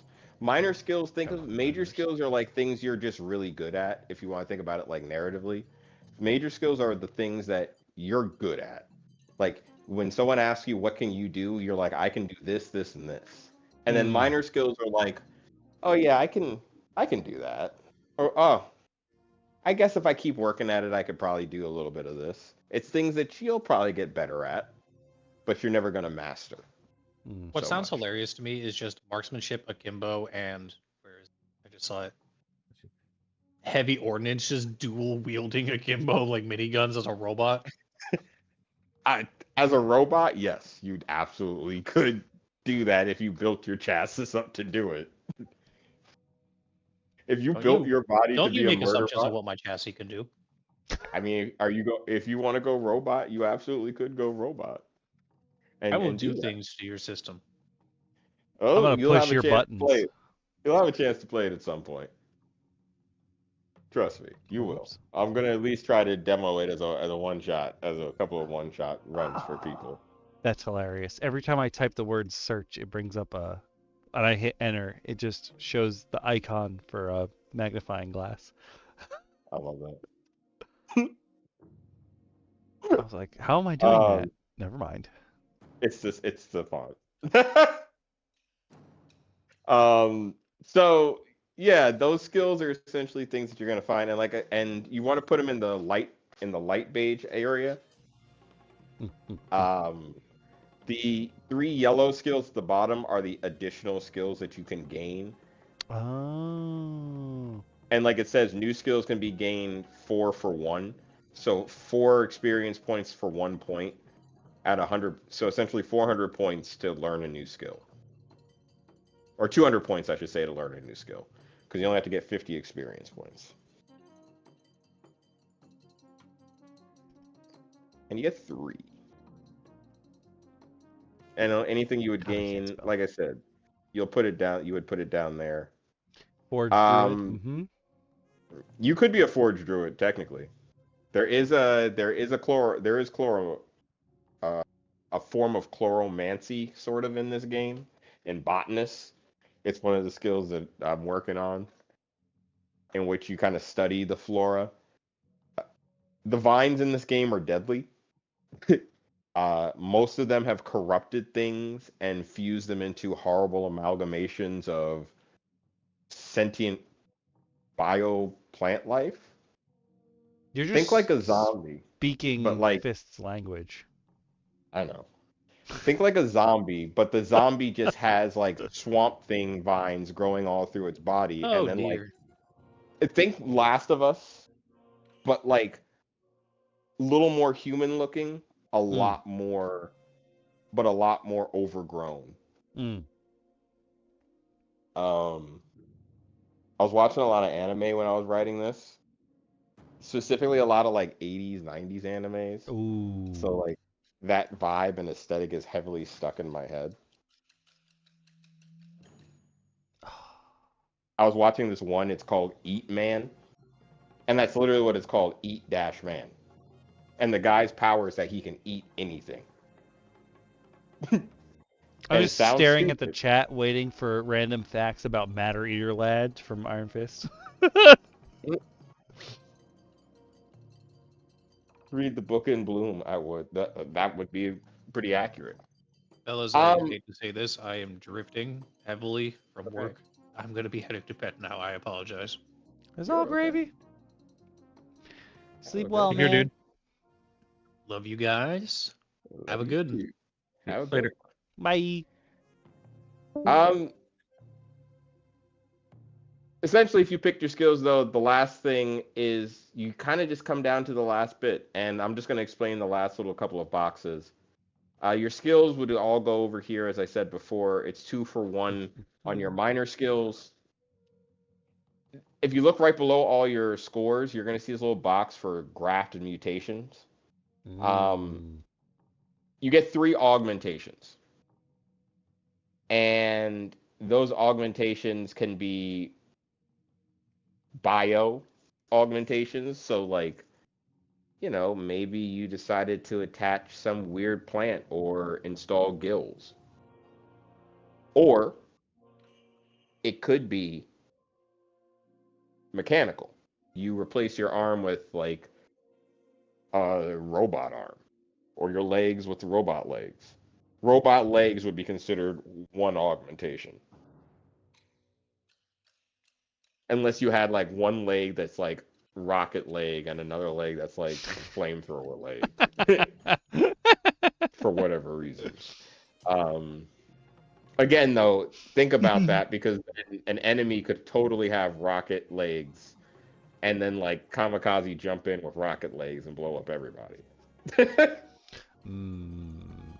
So just think about that. But the idea is that you can only have a maximum of 3 of those, because the most you can have as a skill is 16. After 3 mods, you're a freak. Kind of like when we were playing that system of D&D when Jordan's character got frog arm gloves. Yeah, except that was It's like straight up me. I made the frog arm. well, That's in my this great case, chain. well, in this case, What? That sounds dope. No, I've told this story here before. Yeah. I know, but it's still Well, out of I can sound context. It proud just of you, This sounds is John. when I dope. waffled. My players got loot, their first loot of the campaign. It was like session 1. They found some loot in a tunnel, and they found like a magic scroll, and we rolled randomly for what was on the scroll, and it was cursed, and the curse was something bad happened when you first unfurled it and read it. And they unfurled it and read it, and I rolled randomly for what would happen, and it was you die. Mm. He couldn't So do it to us.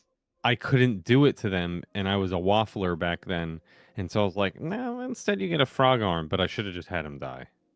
I like, I fuck things up for a like the softening of the teaching of a lesson teaches wrong lessons. It doesn't help you teach the lesson that you want to That is teach. some It actually parental. teaches That is some other parental things. wisdom. Yeah, that is. Yeah.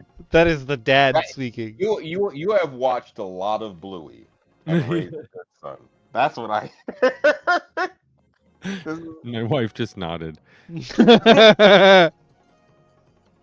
But I'm serious. Like, parent video game, I mean, role playing game, like whatever. The softening of the lesson is something that I still fuck up to this day. It's very hard to not want to like just be nice to everyone, but you're not being mean by just having the game happen. Yeah. No, you're Like, not. you have to take your feelings out of it and just let it happen, or else they're learning weird things. They're learning to like try to read your mind. They're learning Yeah. to try to ask the right questions to avoid things. They're trying to play a different game. Like, things things get fucked up if you're just not straight and matter of fact and just lay everything on the table. Oh, I agree. I agree. Sorry to kill the vibe. No. I'm just sad that Creepshow Kate's not in the chat because she's like, so we leveled up, which means I get to can I reverse my eye stalks mutation? And I'm like, nah, I think your character's used to them by now. Back in the day, I would have been like, yeah, sure, we'll get rid of your stupid mutation. No, we're keeping that one forever. No, you keep that. That's your hubris. You said I want to mutate. This is what you get. Or go on a quest, right? Make it an arc to get rid of it. Then we'll play it. Yeah. The table was like, wait, when she's under great stress, there's a chance she mutates. So they tried to drown her, and now she has a phobia of the water. And I was like, I mean, I see where you were going with, but like, you just waterboarded your friend. So I'm sure there'll be stuff to deal with We from that. need you to get stronger. We're gonna drown you. What? It's good to know what your players are thinking. Yeah. Like, it's D&D. You're not too far from a war crime. Yeah.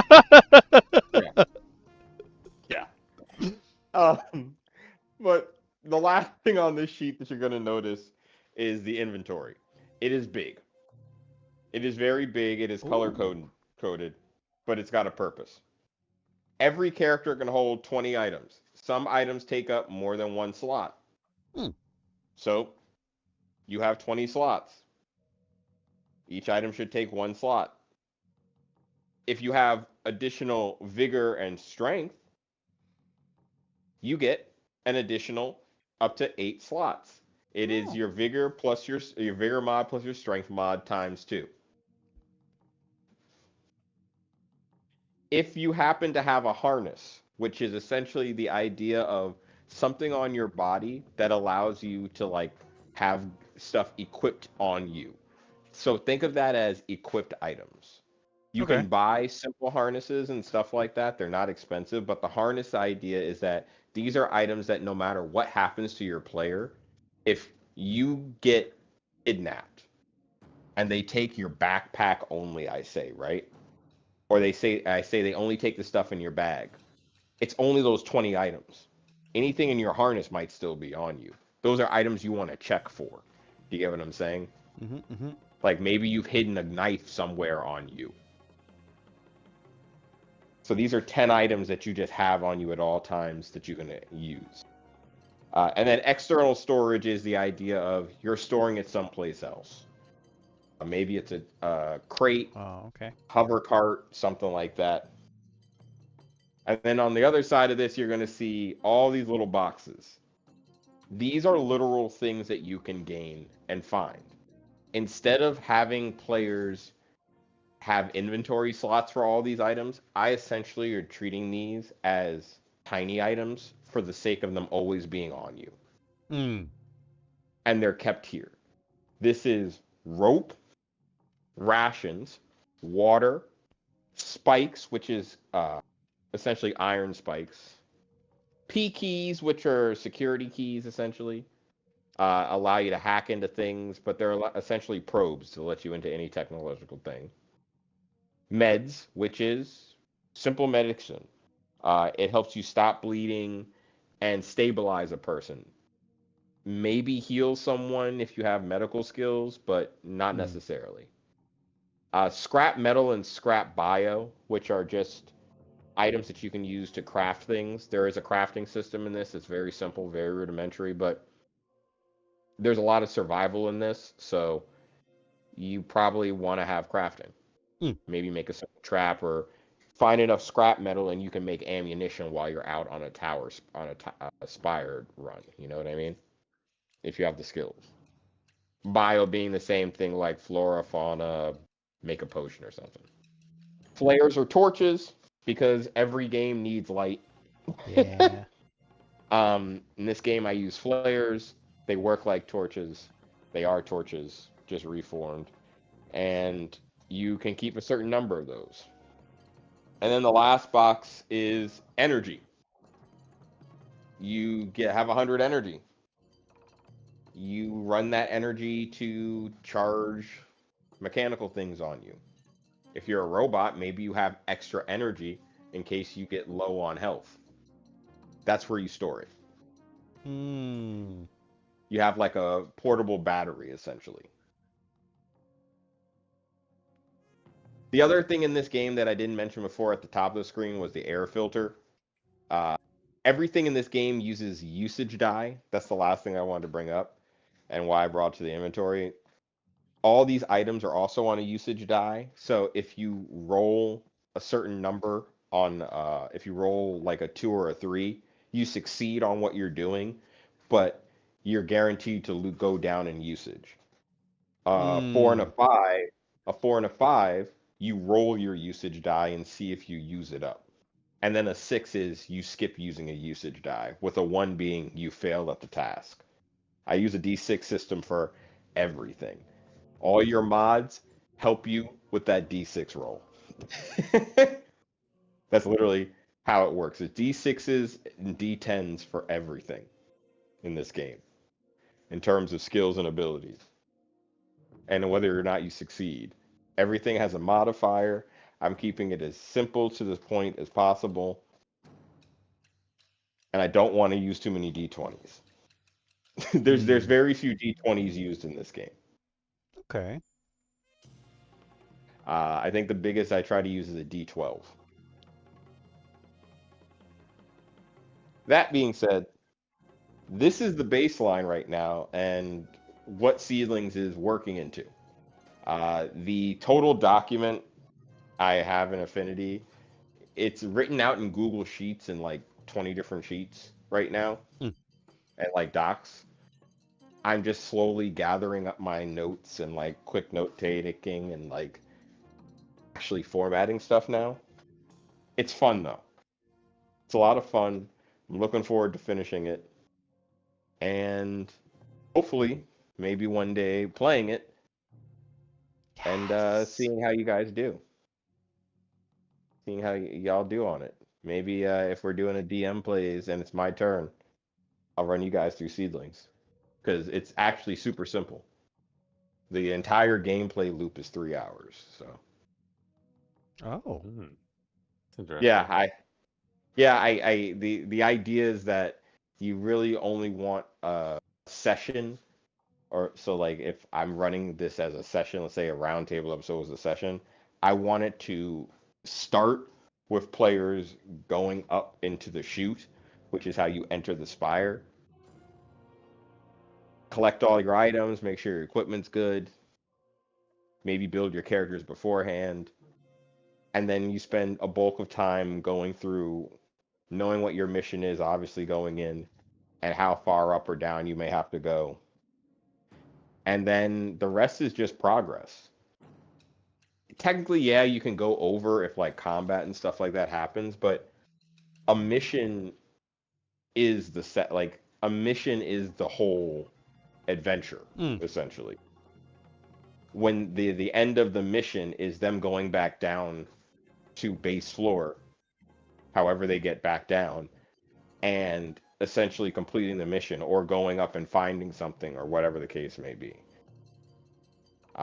That's really why I say that it's like a 3-hour loop, because either you're ending the floor they're on within that 3-hour time span, and the next time you play, you're going up to the next floor that they need to complete to like finish their mission or whatever, or you've managed to just speed through because you didn't fight everything and you managed to sneak around and act doors and climb things, because there's a lot of verticality and parkour in this. So I imagine it around 3 hours.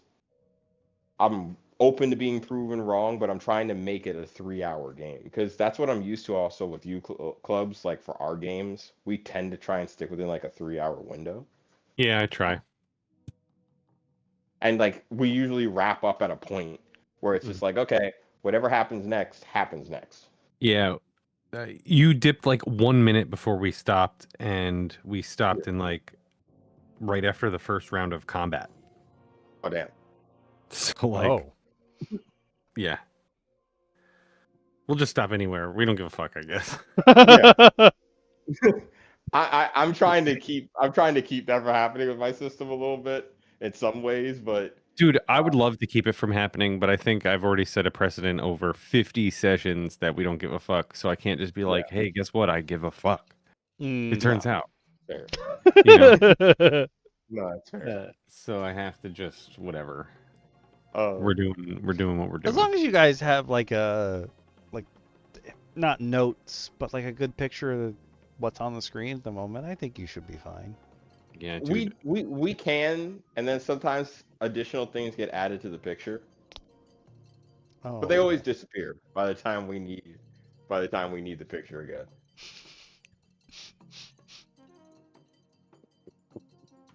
It's like in DM Lakara's campaign, if she leaves a battle map up on the screen, her husband will come in and he'll put puns that are related to the match. He'll just draw them all over the map.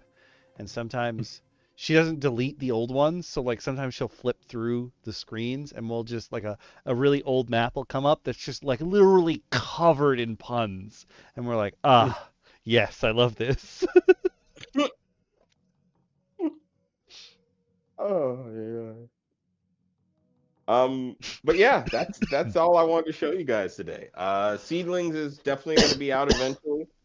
It's probably going to come out well before Cardinal, which is kind of scary. But this layout is also what I'm doing for the printable map, the printable PDF. I had fun, clubs, doing what you do and always tell me to do for my character sheets by making it into graph paper. Yeah. Oh. And then I just played around. Yeah. So this is graph paper sized. Mm-hmm. I actually like make, so the height is 21 pixels. So I just like automatically go and make 21 pixels. I just select all the columns, 21 pixels wide, right? I think it's 21 pixels. If I remember it's 21. Yeah, no, it's and 21. then I just like duplicate those rows, so I'm down to like fucking row Z, and I duplicate them shits again, and now I have like a double wide piece of graph paper, and I use the like print preview a lot to make sure I'm keeping things on one page. Oh. And then I make. I haven't gotten there yet. Yeah, and then I use that, and then I make a second page that is the same size, because I just copy and paste the first page again, and if you do it right below it, with no gap, then it will print on a both-sided printer like perfectly. Oh. And yeah, you got to configure your printer to flip on the long or short edge depending on how that shit works. But whatever, if you get it right, it'll print right, and then you have like just like a quick bang out character sheet. And one of my things is I really like my digital character sheets to be my printed Physical. character sheets, like basically exactly the same. Oh, I like okay. them to be exactly the same so that if they ever get printed out, you still know how to use them. Yeah. Yes. That I'm is Those are my trying. design principles for that. I'm trying to adopt that principle more. So like I drew this out in like an actual notebook with sketch graph paper on it. So I was like, okay, this is what I Great want it idea. to look like if I print it. Mm-hmm. And so I made the Sheets version, and then naturally because I have too much fun in Sheets, it became this. But I do want to make a different version in like Affinity or something like that. That Oh is yeah. just like a regular printed, like similar to this in terms of like sizing and like style. Like I like the boxes, I like the idea of things, but maybe like check boxes and stuff like that for Ooh, certain yeah. things. Bubbles. Yeah, bubbles and check boxes. Like Bubbles are big. Like I know like there are some OSR games that use D6 skill systems, and like I remember seeing on their character sheets, instead of having a place where you write a number, the number is between like fucking 1 and 5, right? Like because you're never gonna have a 6, or else you'll just like automatically succeed. So but whatever, they'd put little pips, so they'd have like a little square with 6 pips in it, and you just like fill in. Oh.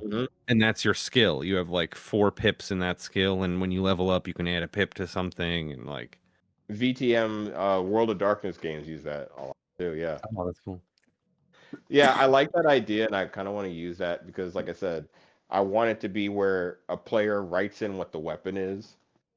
You just fill in the pip for what kind of class of weapon it is, so Dude, that's that what you my show and tell thing is. and call it a day. Yeah, So my maybe you show. should go. Yeah, go. Hold on. Let me just. Tell me what to share, and I'm there. Yeah, I mean it's not really a real thing. It's just like my personal rules for a part of the game. That's real. That's real. That's a real thing. Yes. Uh, Give me that. and it's not anything special. It's just defense, attacks, and damage. But not the rule. Like it's not how to roll attacks or anything like that. It's strictly just how like armor and attacking or attack, figuring out your like attack bonus. I should say that's really what this is focused on, and like defense, because I really, as a GM, despise rolling to attack. I don't Oh. want to roll to attack the players. I haven't in a long time. And so for a long time, I flipped the math, and I've used a defense roll. So players roll to defend instead of monsters rolling to attack. Okay. And the difference is if you are a player, you either succeed in defending or you fail, right? And the monster gets you. But when the monster is when I'm rolling for the monster, then 2 undesirable effects may occur. One, then people feel like it's me attacking them, right? And 2, the monster misses.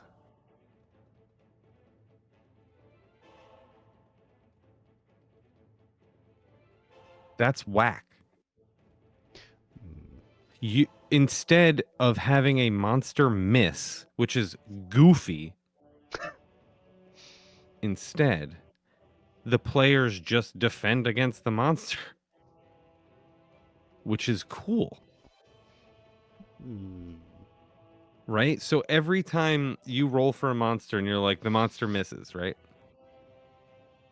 Or you can play like you can embellish it a little bit, right? I don't know how your style of GMing, right? So, but you could be like, you roll for the monster. The player has a 15 AC.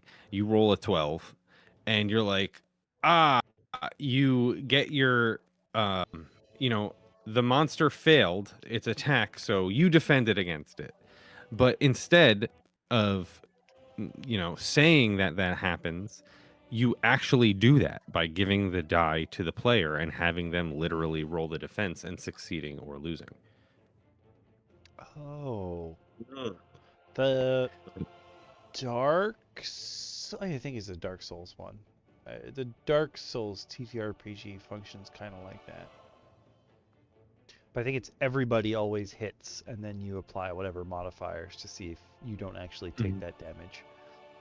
Yeah, that's a good way of putting it. Like, the monster is going to hit you unless you defend yourself. Right? And then you roll the defense. So, okay, you have it on the screen. So if you look at this, imagine this, okay. The secret math that isn't on this sheet, but I'll give you the secret math, is that the base attack of a monster in the system I play is 12, which means if they have a +0 to hit, they have a 12. Okay? Okay. So you, as I don't know, pick a class off the top of your head, Scott. Fighter. So maybe you have heavy armor. I don't know. So you could have a +6 defense. So you roll your d20 +6 for your armor, and versus a 12. That's how you defend. Okay. That's it. And it's right on your sheet under attack, or right above attack, actually. So right where like AC would go, you would just have instead of a static number, you have a bonus. That's all I did. I flipped it. And so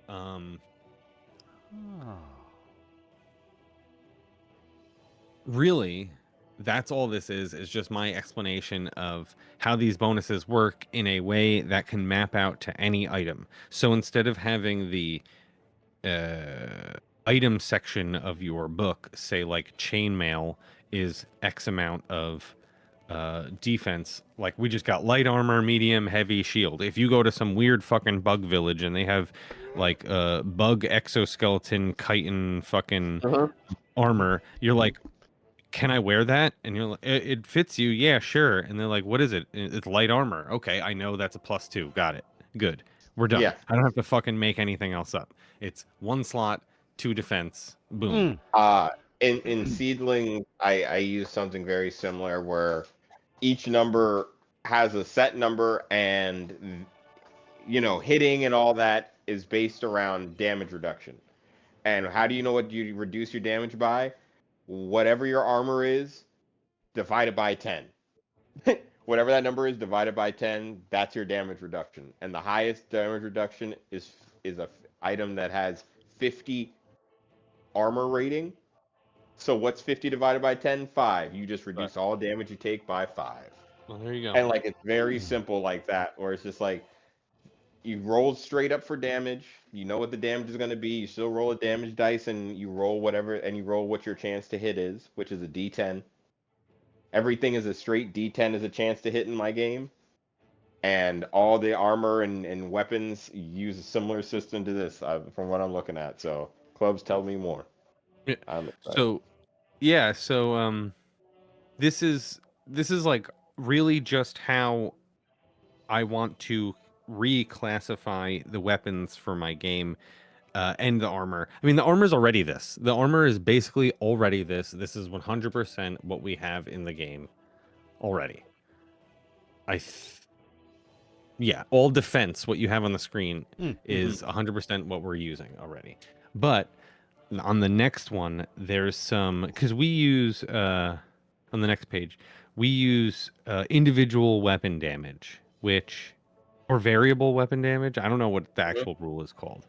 But that, I think, is an optional rule back in BX. And that became the norm, where each individual weapon had its own thing. But in the past, like, damage attacks just did D6 damage. Everything just did D6 damage. And hit dice for a monster and for a fighter was D8. So a full HP fighter or full HP monster could survive one attack from a weapon, no matter what, and that made them special. A cleric maybe could, depending on the role, and a fighter, I mean, a thief or a magic user basically was not gonna, like, they're gonna die if they get hit. They're not combatants. They're just not supposed to be in combat. And Because thieves were specialists back then, right? Not even thieves. well, they were called thieves. They were called thieves. The original Okay. thief was a thief, and there's some actually the story is like the idea was stolen and people got mad. Oh. Someone like wrote in. Yeah, so if you ever look into it, like watch what's that channel? Daddy Rolled a One. Oh man, the story is really Yeah. interesting. But in California, they basically had a group that played separate from like Wisconsin or wherever they were, right? Indiana, I don't know where the fuck Yeah, they were. Indiana. Yeah. So, yeah, I keep thinking of like Lake Geneva, Wisconsin, but that's where Gen Con is, not where. Anyway, so in California, there was this group and they played, and they apparently came up with this thief class based on obviously like The Hobbit and shit like that. And that they, tracks. yeah, because like in the beginning, they're like, "You're a burglar," and he's like, "What the fuck?" And they're like, "Okay, what do you?" The dwarves are like, "What do you prefer, expert treasure hunter?" You know, like, and he's like, "Then actually, that's a lot better. Thank you for explaining why you're calling me a burglar." But,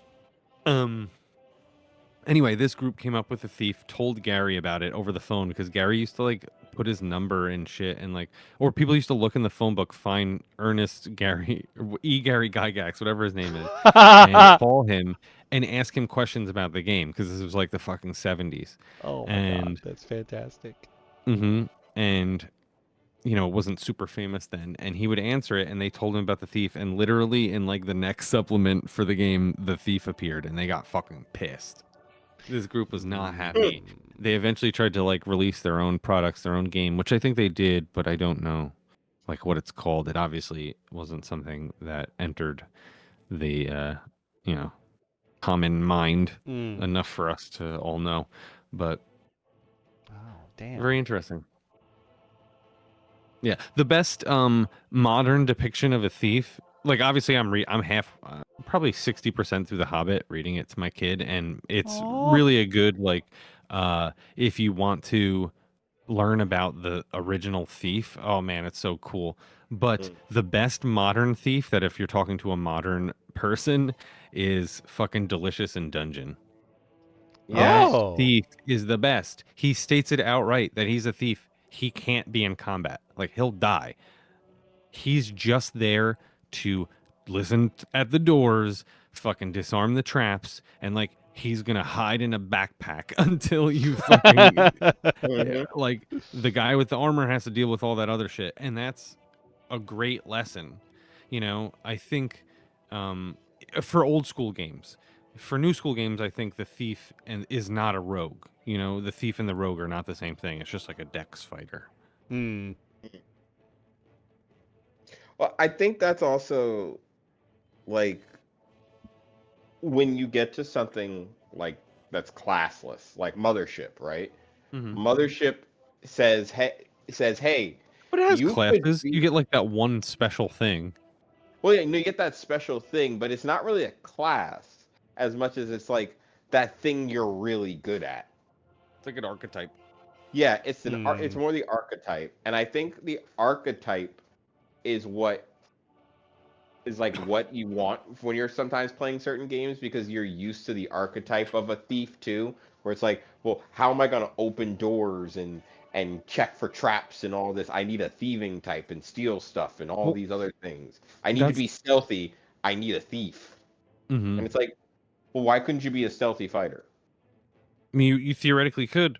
You theoretically could. It's just that like certain classes are better in certain situations. You always could try anything. I mean, like, who's to say your fighter? I mean, I don't know what kind of games you guys run, but who's to say your fighter can't try to use thieves' tools? True. Yep. Like, you Yeah. could play a type of game where it's like, no, you have to fucking go to the Thieves Guild to even buy the Thieves tools. So you're not, that's one thing. I understand why someone would want to do that, right? Like, because that's the type of world they have or something. But anyone could try anything, right? That's the whole point. We're playing this and not a video game. Yeah. Maybe that fighter learned over time how to use thieves tools, and he just. The issue is like, I know that I say this all the time. When I say my quote, which is, no one's playing the same game, even if they are, there's a whole lot of like, people have different headcanons for tropes. Like, they have their own way that these things make sense. If you never saw The Lord of the Rings, why would you have Tolkien-esque dwarves in your game? You'd have to get it from somewhere else. If you like, everyone is unique and is into their own shit and has their own wealth of knowledge. That is what you draw on in this very creative hobby that we have, right? As you build things as a GM, we all have different wells of experience and what we've seen and are like different things we think are cool, right? Yeah. So it's tough. It's like everyone has a different dwarf. Everyone has a different elf. Everyone has a different, like. Sorry, I'm laughing at Grimjack. Like, what do you mean Drow aren't Jamaican to you? And everyone else being like, huh? But to him, they're Jamaicans. Why are they Jamaicans? We have no idea. I mean, that's fine, but no one else understands. The only time someone has been like, yeah, for me, this is what they are. And everyone else that has heard that has been like, what? They're exotic, And we're like, I guess. Yeah, okay, yeah, whatever. Whatever anyone wants to do. They're also kind of sad. They like all the men are like fuck boys. Yeah. Yeah. He got that from I don't know why this started on the internet, but we've had this conversation many times at the table where he's like, well, tieflings are just like emblematic of LGBTIQ plus like people. And we're like, I think that's just like the specific subset of the internet you've been hanging out on. Oh god. Like, you can flavor it however you want. Yeah. Those blue hairs at Starbucks. Yeah. Right. Yeah. Like, okay. Sure. But yeah, all the drow always fuck boys. Always. 100% of the time. Always. Unless they're just being like crushed by the matriarchy. Then they don't have time to be fuck boys. They're just getting sent on errands. Like licking stiletto heels. Oh god. Somewhere in a dungeon in a dungeon. Mm-hmm.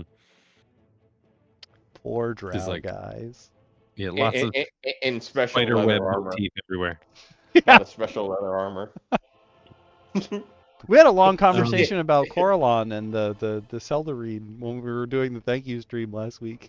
Me and it was. I think there's something to like if I was ever gonna run a Greek campaign, I would want there to be a type of armor made of like arachne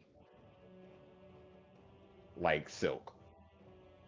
Like Ooh. I need that spider. I need those spider people. I need spider people. I'm petrified of the idea of it.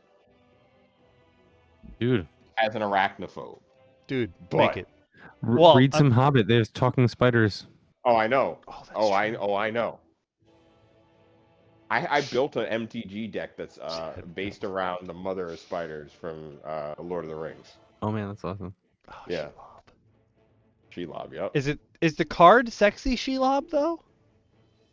No, I Thank God. desperately kind of want to. No, I sort of jokingly want to find the art sexy Shelob card because I think it's stupid.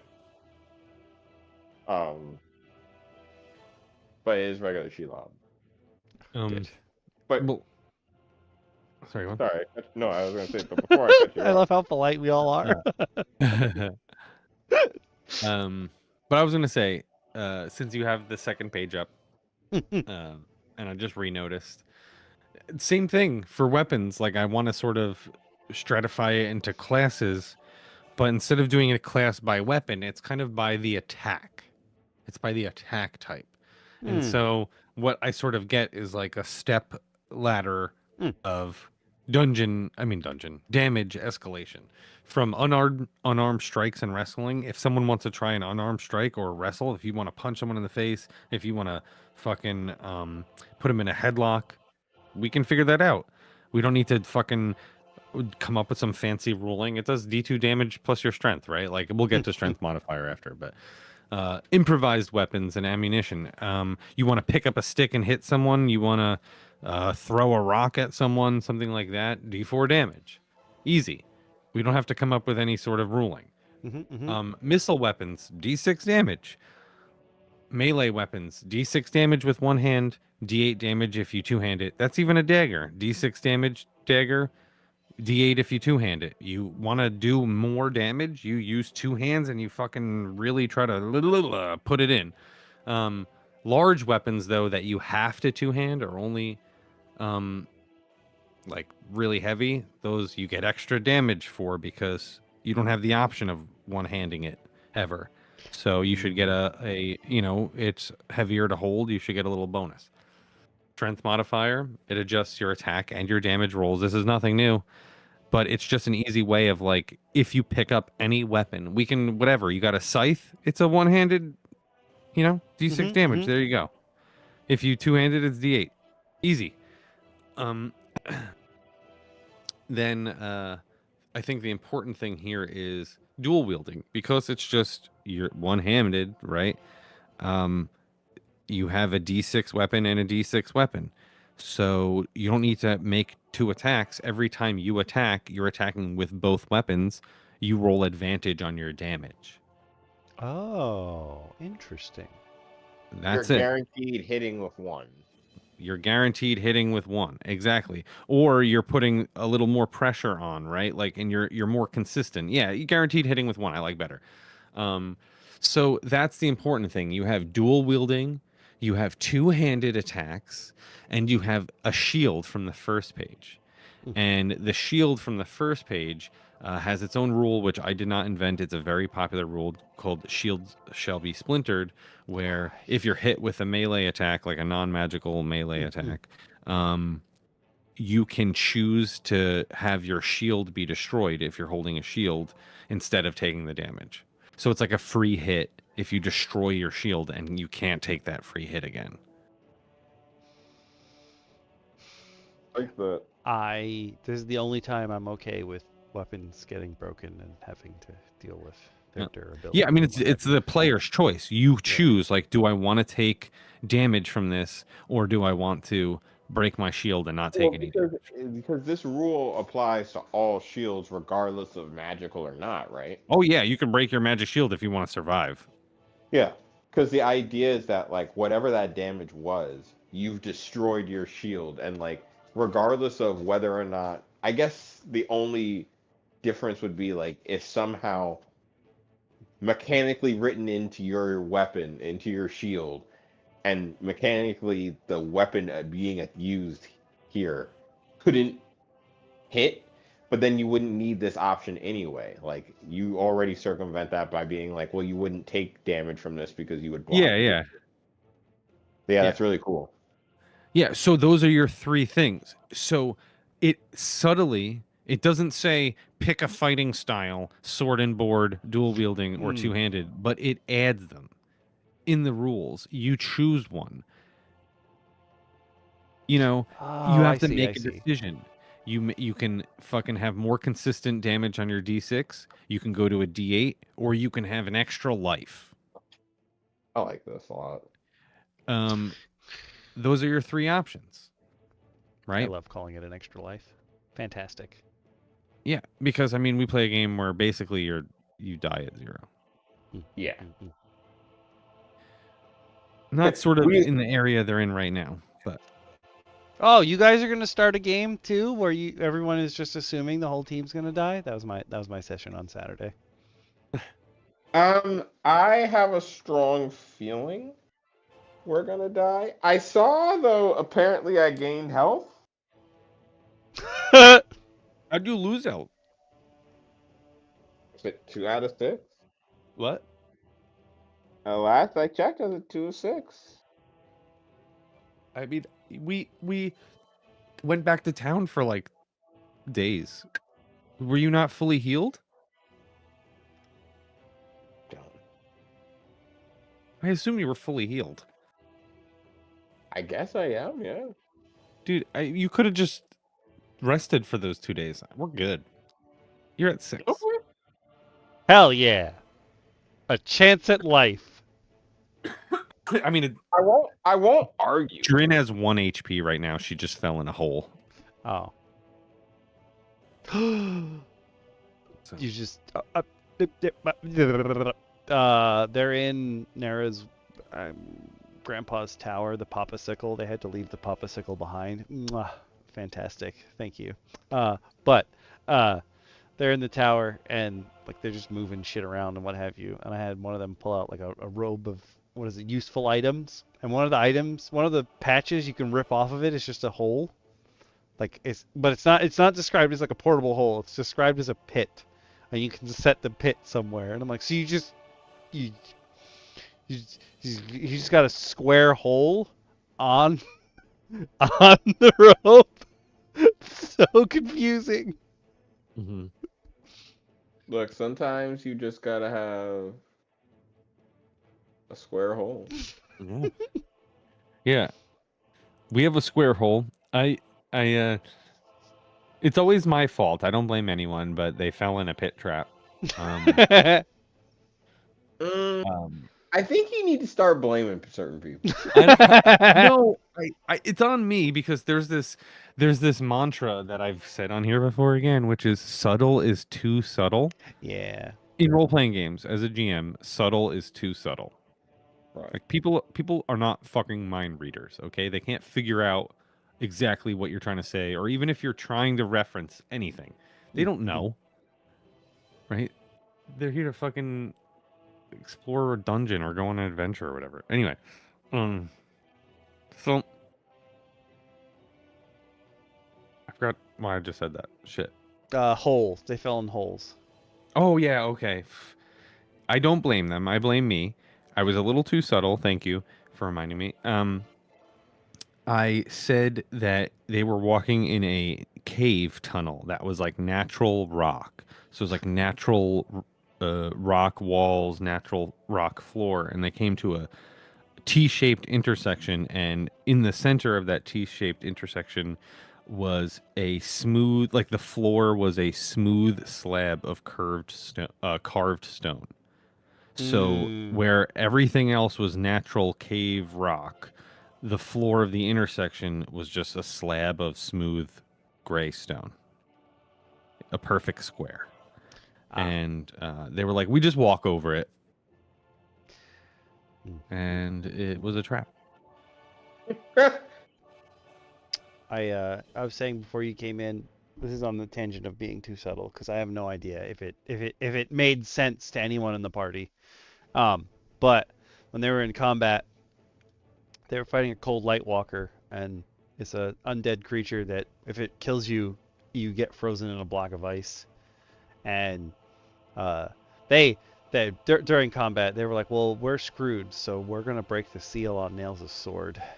And they broke the seal on your old character's sword, and now he can open it at will again and do whatever he wants to do. And they're like, well, he's probably a demon, but like he's our demon, so it's fine. And while they were in combat, he took the last hit from the Cold Light Walker, and what they saw was that the ice that normally forms the cube around someone that this thing kills spread to the Cold Light Walker as well. But Bacon had a hex on it.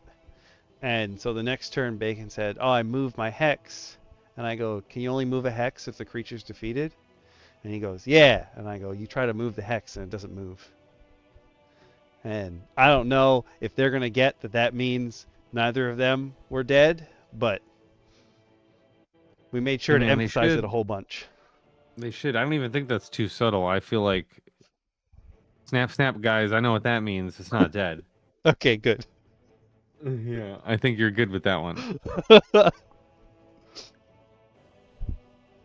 Yeah, but me, I said there's the floor is different here. And they were like, "No, it's a floor. Who cares?" And they went whoop right for feel D6 like- damage. Guess what I rolled? A 6. Oh, God. Oh, I know what you rolled. Oh. I saw what you rolled, and I was just like, that can't be good for them. Trin has 7 HP, so she almost died from falling on her ass. It's not. I, at the end of that combat, they were fighting a frost salamander, and its breath weapon is 8d10, and the highest I rolled as the frost breath, which he got back every turn, was 41, and I was like, you guys honestly really lucked out. Like, I could have done way more damage than that, but the rolls were in your favor today.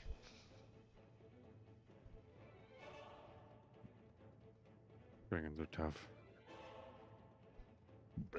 And then they did the same thing again, where they started talking to it. And, like, all the creatures in the Frostfell that they've met, they've beat the shit out of, or like gotten their asses handed to them, and they've been like, "Let me talk to it." And almost every like sentient creature has started talking back to them, and they're like, "Oh no, we could have just talked." And I'm like, "You could have." Yeah, that's some tough noogies.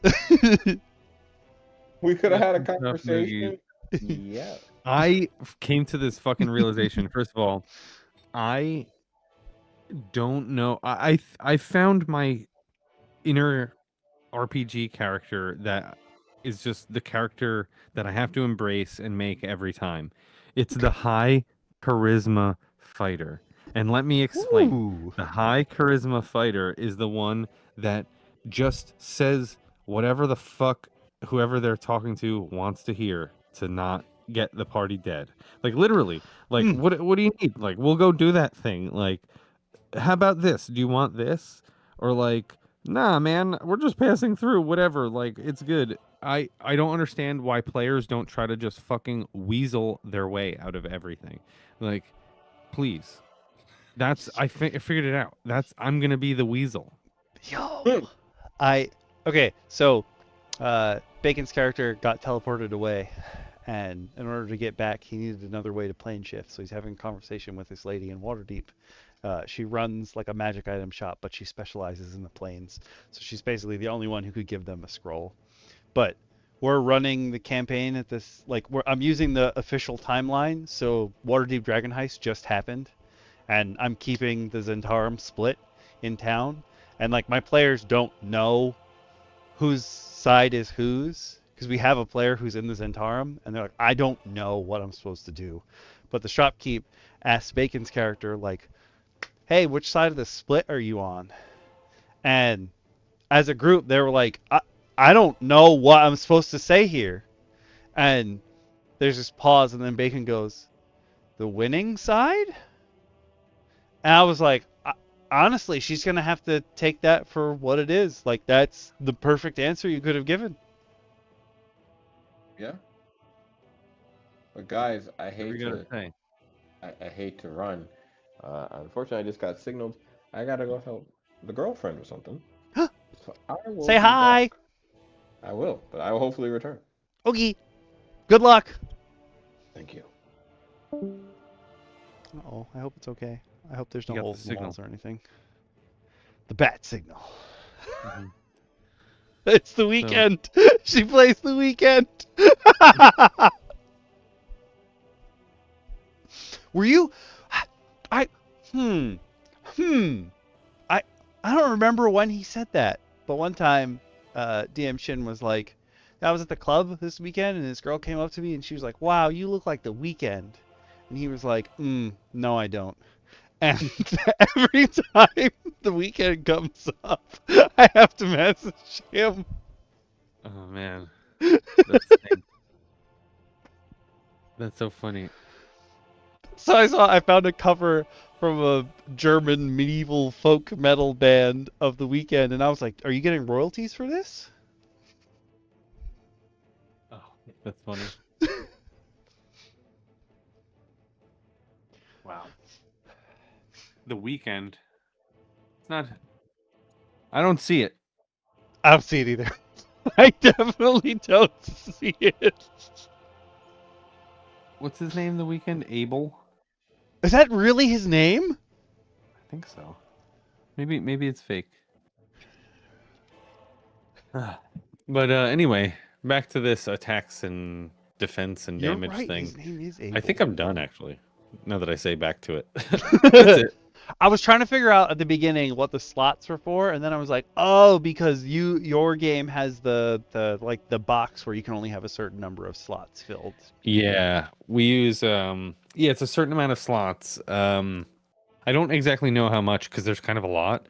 But it's separated into two columns. One's a equipped slots, which is much shorter than the other column, which is stowed slots. Like stowed items and equipped items. And basically anything in the equipped items is presumed to be available every round. But something in the stowed items has to be moved into equipped, and that takes a round. Oh, So gotcha. if you don't have your health potion in your equipped, it'll take you a round to get it and put it in your equipped, and then you can drink it the next round. Oh, okay. So, like if you have something in your stowed, it just is one round to retrieve it. If it's in your equipped, you just can use it. So you can switch any weapon you want in your equipped and still attack because it doesn't take a round. I honestly, like for Valley of Vegeria's character, I was like, you can get leather straps for your character if like you just want to hold more daggers. But like, I like the flavor of you having all this stuff like for easy access. Like Shin was saying, like put the harness on that lets you put more stuff on. I'm like, that makes so much sense. And a short had come up like just before we started the stream, and someone was talking about. No, I don't think it was a short. I think it was Professor Dungeon Master was talking about this. Like, normally, like a real world warrior would have multiple weapons on them because they might lose one in combat. And I was like, that makes sense. Yeah. And a fucking knight would fight other knights with like a mace or something to like try to brain them through the armor, and then when the knight falls down and is trying to get back up or is like fucking knocked out, they ask their squire for their sword, and their squire hands them their sword, and they go over and fucking stab it into them while they're on the ground. Yeah, he said they had their squires there to hand them weapons, and I was like, like movies don't show you that, but it makes sort of sense. Add the shield shall be splintered rule, and now you're gonna hire a retainer to just carry a backpack of shields for you, and you're gonna fucking every time you fucking break a shield, you're just gonna like combat's over, you toss it to the floor, ask your boy, come out, give me another shield.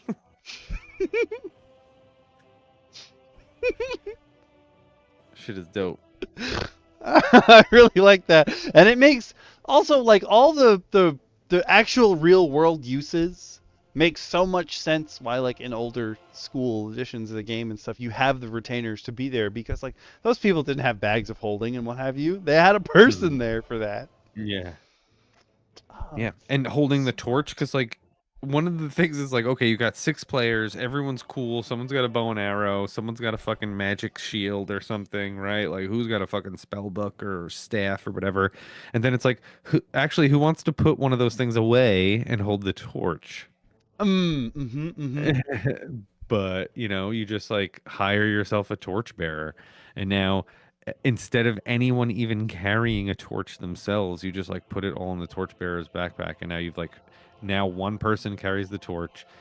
You tell them to stand in the middle of us all the time, and try to not get hurt and keep everything in your backpack. Thanks. You hire someone to just like be a porter, like just come with us, and when we find some treasure, we'll give you fucking 5 gold. We'll put all the treasure in your pack. Use all your slots. So we don't have to bring less equipment in. They don't have like, I guess technically these are their retainers, but like the party has some hirelings, and one of the people they hired is a girl who wanted to be a courier and was like, wow, you guys are up and coming heroes. I would love to work with you. Like, this would be fantastic.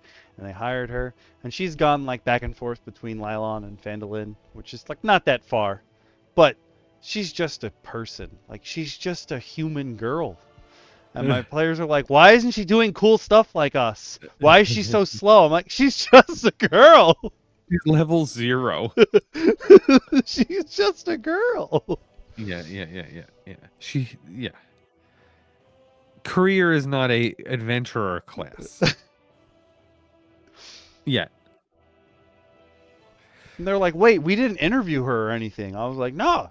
She just said, I want to work for you guys, and you threw money at her, so she's working for you. Like, Yeah, interview. You should have thought about that. Yeah. So they're like, wait, so the like the guard people that we hired that were like ex level 1 adventurers, like they have to go with her everywhere? And I was like, I mean, if you don't want her to die. Yeah. Yeah. I like NPCs because as soon as the party slips up and fucks their positioning up and puts them in the line of danger, you don't have to feel bad about like letting the monster do their thing on the NPC. Do you know what I mean? Like, if it makes sense, I don't go out of my way. I don't gun for NPCs, but as soon as the party slips up and they're not where they should be, then you can just fucking feel good about just rolling, and whatever happening on that NPC, and they fucking die all the time. And then now the party's scared. Because they just saw what could happen. Like if the NPC is like, the whole party's one way and the NPC is another way, and the dragon comes out, first round the dragon has to use their fire breath, like they have to. So you just aim it right at the NPC, and then the whole party's like, fuck. The frost salamander's frost breath is a 60-foot cone, and I was like, 60 feet is a lot bigger than I thought it was going to be, and I pulled out like a huge, big like glass targeter thing, and I laid it on the map, and they were like, no, that's the whole map, and I was like, basically. Yeah, it's huge. 60 feet is big. Unlike a lot of battle maps I've seen, it's fucking huge. I use maps that are mostly 10-foot grid. Oh, that's so small. That's still fucking big, dude. Jesus. Oh, I see what you mean. Instead of the 5-foot squares. I thought you meant it was just 10 by 10, and I was like, oh my god, that's so small. Oh yeah, no.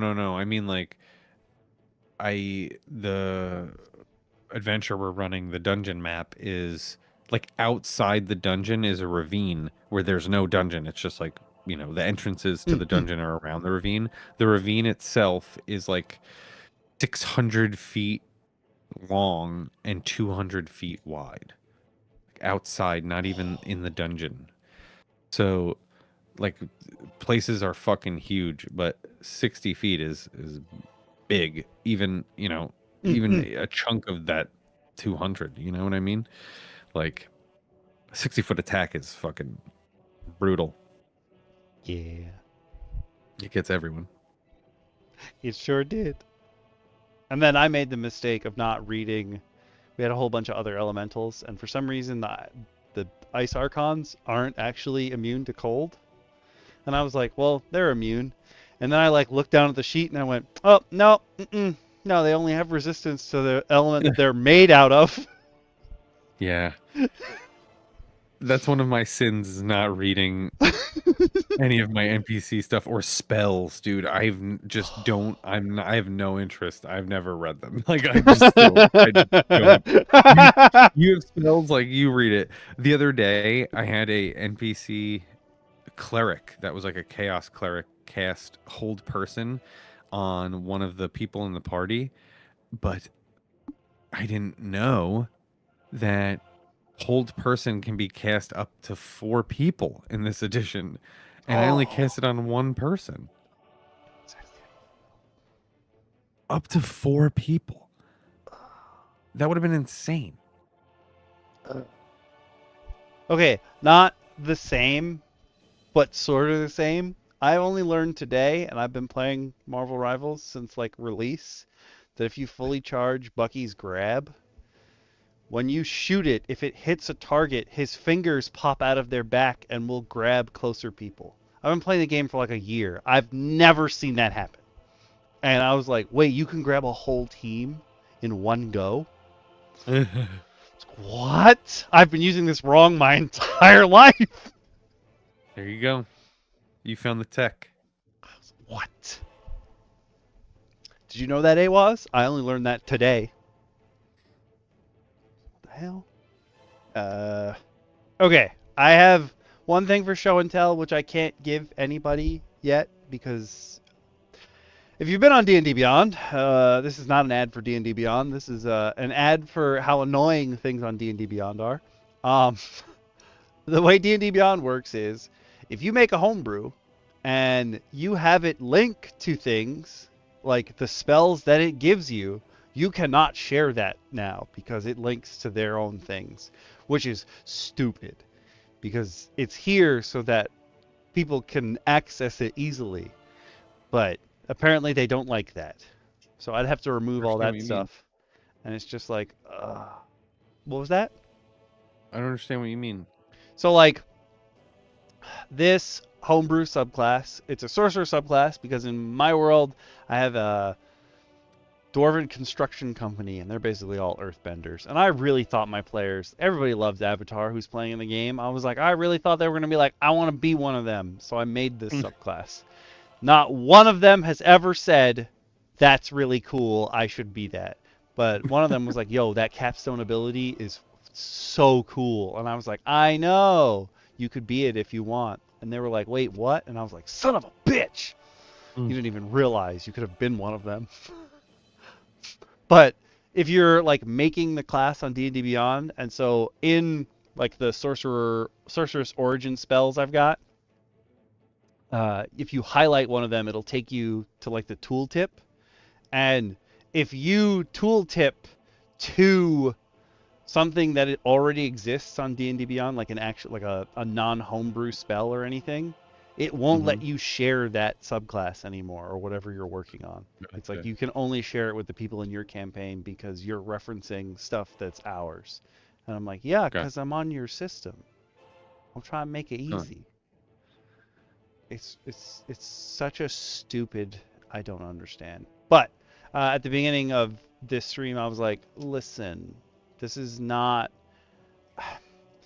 I feel bad, first of all, that I didn't redo the research I did before I made this. Like, I went online, looked up like every earthbending, everything I could find, and like took the best pieces and tweaked them a little bit. So there's definitely credit that needs to be given to probably many people when I made this. But I also did a lot of things when I first started, not knowing that you can't fix them on D&D Beyond. Like, you can trade out a subclass ability on D&D Beyond, but you can't trade out a class ability. Like, you can't give someone an option that's built into their class, which is what this subclass has. So technically, this is here, but if you really wanted to use it, you'd have to make a feat and ignore something that pops up on your sheet by default. So this might be a better subclass for not even being on D&D Beyond, so I'm going to make a regular sheet, a PDF that you guys can use if you want to use it. So that will take some time. I didn't do that yet. Eventually I will. But we went with Sorcerer's Origin spells. Now that's the thing with all the Sorcerer's subclasses. But back in the day, only the newest ones had them. Like the ones that debuted didn't have free spells, and that's silly. Usually you get 2 per level of spell, but I only did 1. Some of the original ones only had 1, so I kept the 1. But they're all Earth themed. So as you level up, you'll get Earth Tremor, Maximilian's Earth and Grasp, Erupting Earth, Swirling Rubble is a homebrew spell, but I made a feat that will just give you this spell. If you're in a campaign of mine, you'd also have to make the same feat and add the same spell. And then the last one you get is Transmute Rock. But you get Mold Earth and Shield, but your shield is very special because it has to be made of earth. It has a range of 30 feet. It's not just on you. And it has to come from the earth. So if your target is in the air, it's not going to work. You can only lift so far. And I don't remember who originally thought of that as an earthbender thing, but I thought it was the coolest thing ever. Like, oh, I can just make shields out of the earth, which is funny now that we talked so much about blowing up a shield. Yeah. Mm-hmm. And also you get proficiency with shields for having this because you can just lift the rock out of the floor. And you can use it as your spellcasting focus if you want to. And while it's equipped, you can cast your spells with somatic components one-handed because this shield is still yours. And it upgrades to +1, +2, +3. So it's like a built-in item that comes with you and gets better as you go, which is pretty powerful if it's just built in. But usually it's a weapon. This is just for straight-up defense. And much like Break Your Shields, you create this shield, this Stone Aegis, as a ritual, but as a reaction, you can expend it and then use that as your shield spell. Like you can toss it to a friend, or you can have it come up and give you that extra, that little bit of extra AC. So we're scrolling down, and this is normally where your subclass would end. Like these are the options that you would get as having a subclass. But again, I was a baby DM and I didn't know any better. So this subclass actually has extra features that are in the subclass when you open it to edit it, but you can't see them from the main page because D&D Beyond does not like it if you don't keep the like exact setup that they've got. If that makes sense. So at 6th level, you now have your unarmored AC goes up because now you just carry rocks around you, kind of like Toph. Toph was mostly the idea for this whole subclass. Like everything that Toph could do as an earthbender is something that you can probably do. You don't use your dex for your unarmored defense anymore. You use your con modifier. And you get a little bit of temporary HP every turn because you're building up stuff from the floor. As long as I need to write in that like you can't stack this, and that one's there, but also that if there's no natural material in the vicinity, I already put it in there. Good. I don't know if I started this with Earthen Disc, which is a homebrew spell where you're basically doing the pro bending, like you throw those discs of stone, but we always say like you have to be a conduit to the ground in order to be able to lift an earthen disc. So we kind of just use that a lot in my campaign for like if you want to do. I know we had talked about this. We went over what are you? It's the same subclass I'm running for Artificer. The Botanist. They have a cantrip that lets them grow like grass and stuff on things, and that lets them cast because now there's grass. There's something natural to work on. I feel like me and DM Shin like need we need to touch grass in the games that we're playing. I don't know why, but I'm just realizing we both do this all the time. Yes. Okay. So, at 14th level, you can use a bonus action to tunnel through non-magical unworked earth and stone. While doing so, you don't disturb the material you're moving through, and while you're earth gliding, you don't provoke opportunity attacks, and your speed increases to 60 feet. So you have a dash where you can go underneath people or like through a rock. I should probably add a clause in there that's like you can't stop in the middle of something, or you will take damage and be shot out. That's what that needs. But yes, basically you can become a street shark if you want, or the boulder. And you also gain seismic sense. So right now at 14th level, you'll have tremor sense out to 30 feet, and it is always active. So I need to write in unless you're unconscious. You can't be surprised by creatures that are touching the floor, because you'll know they're there. That is supposed to come in at 18th level, but because of the way that D&D Beyond displays things, you can't see that. I can fix that. But the one thing that you cannot add on D&D Beyond is a change to your capstone ability. So I saw someone who was like, what if I don't like the capstone ability for a class? And again, there's credit that needs to be given, but I haven't redone the research, and I apologize for that. That's on me. I'm a bad homebrewer, not providing any details when I should be providing details. But they were like, wouldn't it be cool if you had a choice at your like capstone ability of what you wanted it to be? And I was like, you know what? That would be really cool. This is a little too happy. What year? What level do you get the capstone ability? 20. Dude, no one's even gonna get it. I know. It's good to offer options. I'm not saying that's bad, but what if you don't like it, dude? Fucking don't worry. You're not gonna get it. Yeah.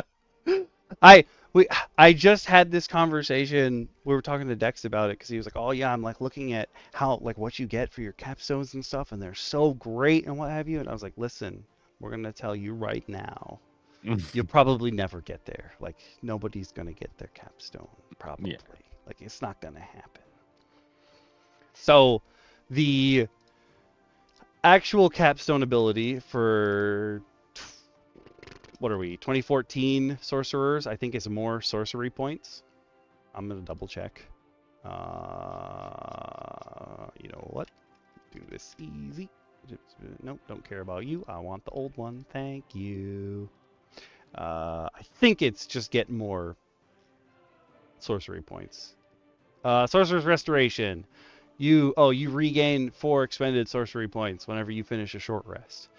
So instead, I saw someone was like, oh, it would be cool if you had an alternate capstone ability. So for Terramancer, if you don't want to regain your sorcery points, which, to be fair, that is a really cool ability because you can do crazy things with meta magic. Like, that's all super good, super cool. You could instead choose to get... will this link to it if I click it? No, probably not. All right, hold on. We will go back. There's a 9th level spell that someone made where essentially you gather all of the rock and stone and natural materials around you and you become a golem. You're like a golem pilot. If you choose at level 20, instead of taking that Sorcerous Restoration ability, you can instead, where are we? Get 1 free use a day of primordial. Come on, here we go. Primordial Strength, where you can become a golem for an hour. You're basically a dirt mecha, and the way that like this idea was described also made me think of Armor from the X-Men. Like she just makes that big pink mech that she's inside of.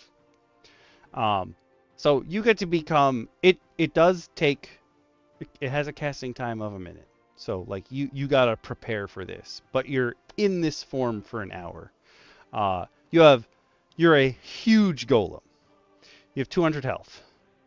You have 20 AC, strength 26, dex 12, con 26. Your rest of your stats stay as your character stats. You're resistant to bludgeoning, piercing, and slashing. Immune to poison. You're vulnerable to thunder because it'll crack you up. You're immune to exhaustion, paralysis, being petrified. You're already made out of rocks. Poisoned or getting knocked out. You can't be put to sleep while you're in here. You have a bunch of traits while you're in here. So you're a siege monster. You'll do double damage to structures. Immutable form. No one can change your shape but you. Your weapons count as magical for the purposes of overcoming resistances, blah, blah, blah. But you do have magic resistance like a golem would. So you have advantage on saving throws. And your entire golem counts as a spellcasting conduit. You can cast your spells through the golem as if it was your form. So now you have a much bigger area to cast from. You can slam, which is pretty powerful, but, it's level 20. If you've made it this far, no one's going to be mad that you're smashing everything. Like, that's your whole shtick. And as a bonus action, you can cast the Earth Tremor spell at 5th level. It doesn't expend a spell slot. You can just stomp and do that. But your Terramancer is sort of immune to damage because all the damage goes to the golem, unless you take psychic damage. That goes directly to you. And sort of like Wild Shape, if somebody breaks your golem and it did more damage than it would to break your golem, you're going to take that damage. And then the other option is if someone's making a save against your mind, you'll take the damage because it's against your mind. We like to do mental saves in my campaign. Like anything that would affect your mind is sort of calculated differently than everything else. So because there's psychic creatures and what have you, so we have to deal with that. Like, if they're making a psychic attack, it doesn't matter if you're hiding in something or what have you. It's going to hit you no matter what. But like a save. Yeah. Like wisdom saves and stuff like that are still affecting you. Okay. But that's Makes sense. the Terramancer. And 100% you're right. Like, if you make it to getting 9th level spells, you already won. So Yeah. no one's gonna be upset if you're like, I'm gonna turn into a golem for an hour. Like, okay. Like at that point, you're like fighting gods. So Yeah. it's all good. Eventually, I'll make a PDF that I can just hand out to everyone. But there are a few tweaks I gotta make. But yeah, this was the first subclass because I know we had spoken about how like we all try to make stuff for our players that they think is cool. And like this was my first attempt. I spent so much time building this subclass, and then I was so dumb at the beginning that I thought all the NPCs had to be built like characters. And so there's 5 families in the movers and shakers, and each of them have health and spells up to their level, and like which family has what. Like that was a complete mistake. Don't do that. Just make them like normal NPCs, man. You just need like 2 actions, if that, and boom, you're done. You don't have to build everybody like a character. That's too much work. Yeah, it's a lot. But yeah, that's the Terramancer. Cool. Level 20. I don't think I'll ever even. So for DM Bacon's bachelor party one shot, he was like, I want to be the highest level I've ever been. And I was like, okay. You want to go in at like 20 or 18? And he was like, no. And I was like, okay. Where do you want to go? And he was like, 14. And I was like, you know what? That's probably doable. There you go. So that's where we're stopping. They're not even going to get to be Terramancers, though I don't think any of them want to be a Terramancer. What are you gonna do? You're gonna just make like like pre-gens, like throw a stack of pre-gens on the table? I didn't realize that that was an option at the time, so I started building characters with each of the boys, and then Bacon was like, I don't think you have to, you could just give them a sheet. And I was like, oh, well.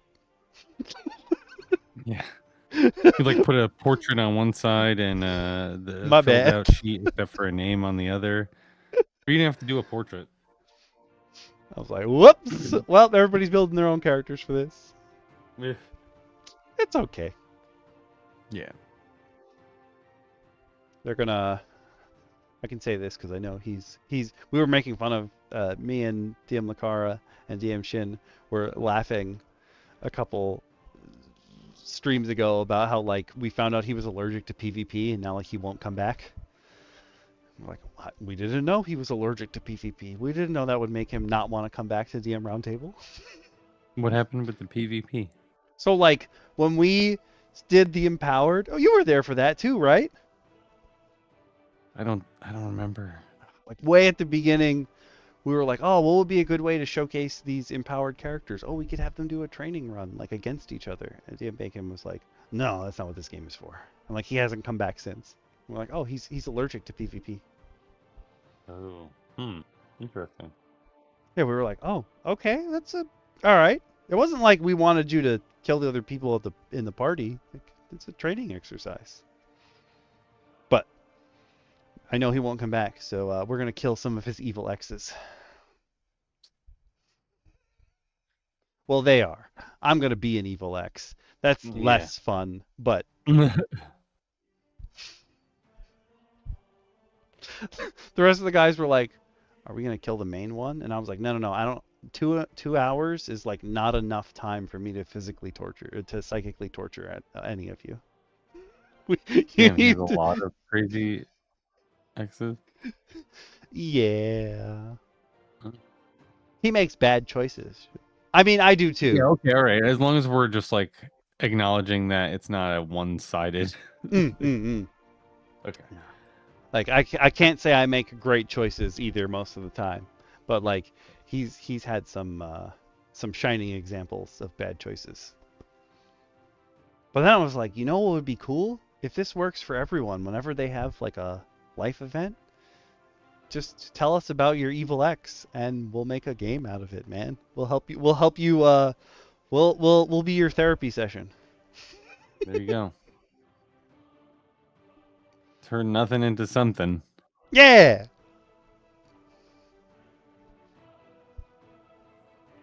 Well, What would be cool when it was. You said September he gets married?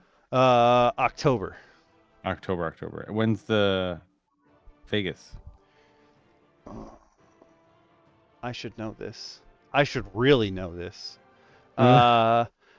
End of April. Oh, cool. I was like, I really should know this. Well, you got time at least. Well, you got time. Speaking of time, it's 11. I gotta get going. I'm sorry. It is late. Oh. Thank you for coming and sharing. Yeah. And are you okay with me handing out your sheet? Yeah, sure. I don't know who it's gonna help, but absolutely. Yes. Okay, cool. That one I will definitely get out to people probably before I make a PDF of the Terramancer. I'm gonna tweak some more stuff. All right, cool. If there's any spelling errors I didn't catch, it was late. At the beginning, before you came on, when DM Shin was reading out what he wrote in the intro, he like couldn't get through one of his own sentences, and then he paused and he went, "It was late." Dude, before I go, the last session we had in our game, he had like a plan, and it was a good plan. I just didn't understand what he was saying to me, and I felt like I was having a stroke. And everyone was like basically laughing at me and getting very aggravated because I was like, "Please say it again." I was like, I don't know.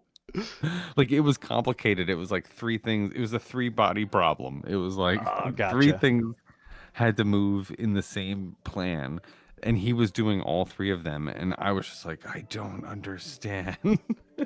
I felt so bad. I like You got to teach that group it was late as well. Dude, yeah, I do. They just know that, like, I'm too high. But either way, now it's time for me to go eat my ice cream and go to sleep. Yes, yes. The last stream it was me and DM Shin on at the end. I was like, you know what? After this stream ends, I'm gonna take a book. I'm gonna take a page from Clubs' book. I'm gonna have some ice cream. Yeah. That's my nighttime book. Oh. I read the same page, only ice cream. What flavor's the page? Coffee. Really? That's a good choice. Yeah. Yeah. Ever since I was a little kid, it's only ever been coffee. Oh. I don't like coffee, like the drink, but I love coffee ice cream, and I don't know why. Yeah, it's delicious. So good. It's yummy. Well, enjoy. Thank you. Well, thank And you for thank having you. me, and everyone have a good night. Oh, I'm gonna do the poll. Thank you for reminding me, Ao. Ao? Awaz. Oh my god. Ao. You could be the overgod, sure. Awaz, thank you for posting all those links. I gotta make a poll. Okay, so next week's stream is delving with your DMs. That was what we decided on. I don't have the topic yet because I'm gonna make a video on the Tome of Mystical Tattoos that should come out on Sunday, and like I gotta do that. Chicken butt? Is it chicken butt? Ooh, excuse me. But this poll will be for the topic 2 weeks from now. Ooh, nope, that's not it. There you go. Blah, blah, blah. Oh. Is it the harem anime protagonist where it's all monster ladies? Because that makes me laugh so hard. Oh no, did I not do this? Oh, I never updated the poll. Oh no. Oh no. Okay, hold on. I will fix this momentarily. It's easier than you think to fix this poll. It really is. Because I have everything like written down how many times we've done it. So it's easy peasy to figure it out.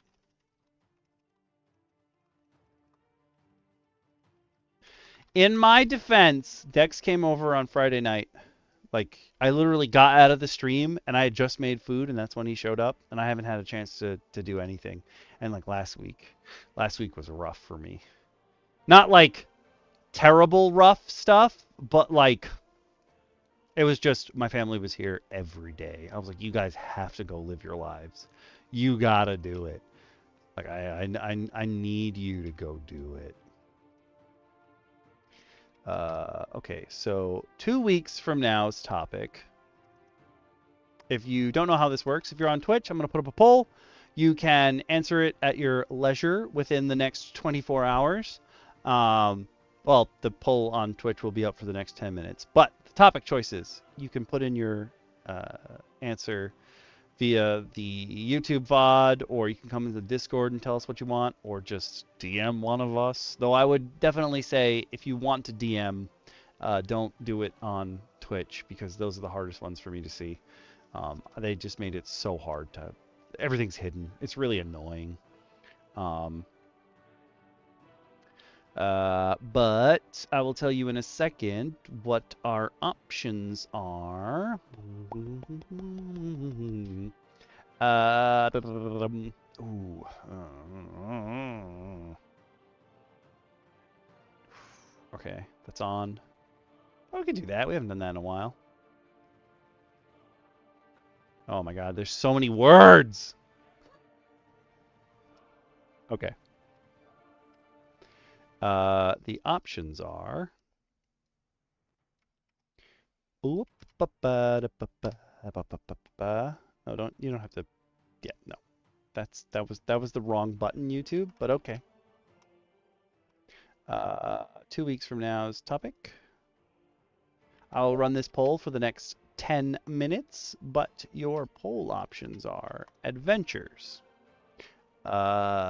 ancestries, races. There's so many words, but sure. Articles, items, and mats. Oh, I'm working this pole, girl. I'm working it. Work that pole, work that pole, work that pole, work that pole. Oh, yeah. I don't know how to pin it. I also realized there was nothing for us to pin today, and I feel kind of bad. But I will ask DM Shin how much of his stuff he wants to give away. That's obviously not for me to decide. It's for him to decide. But yes, please do work that poll.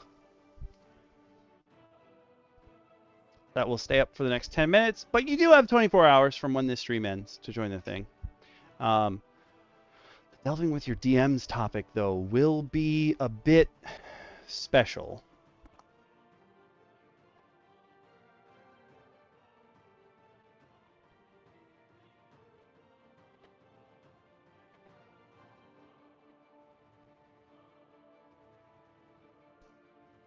I hope I'm unmuted now. That was weird. I muted myself.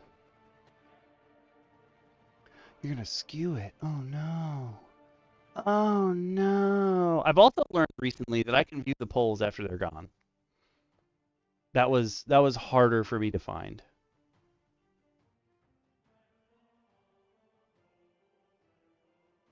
But I know where those answers are now, which is good. Not that I'm gonna miss what it is.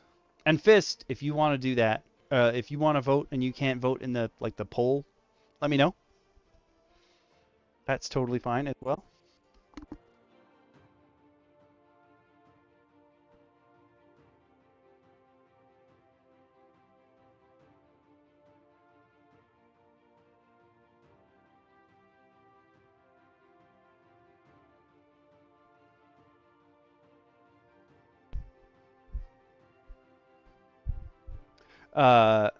So just for everybody else's common knowledge, like what me and Clubs were talking about, the average campaign ends usually between like levels 12 and 14 ish.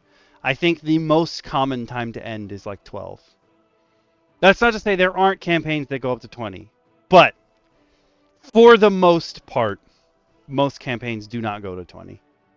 Because like everything becomes unwieldy and there's so much stuff happening and there's just a lot of junk that happens when you get that high. Like most people don't make it to 9th level spells. So the fact that I have this here. Actually, the Maul of Primordial Forge is what our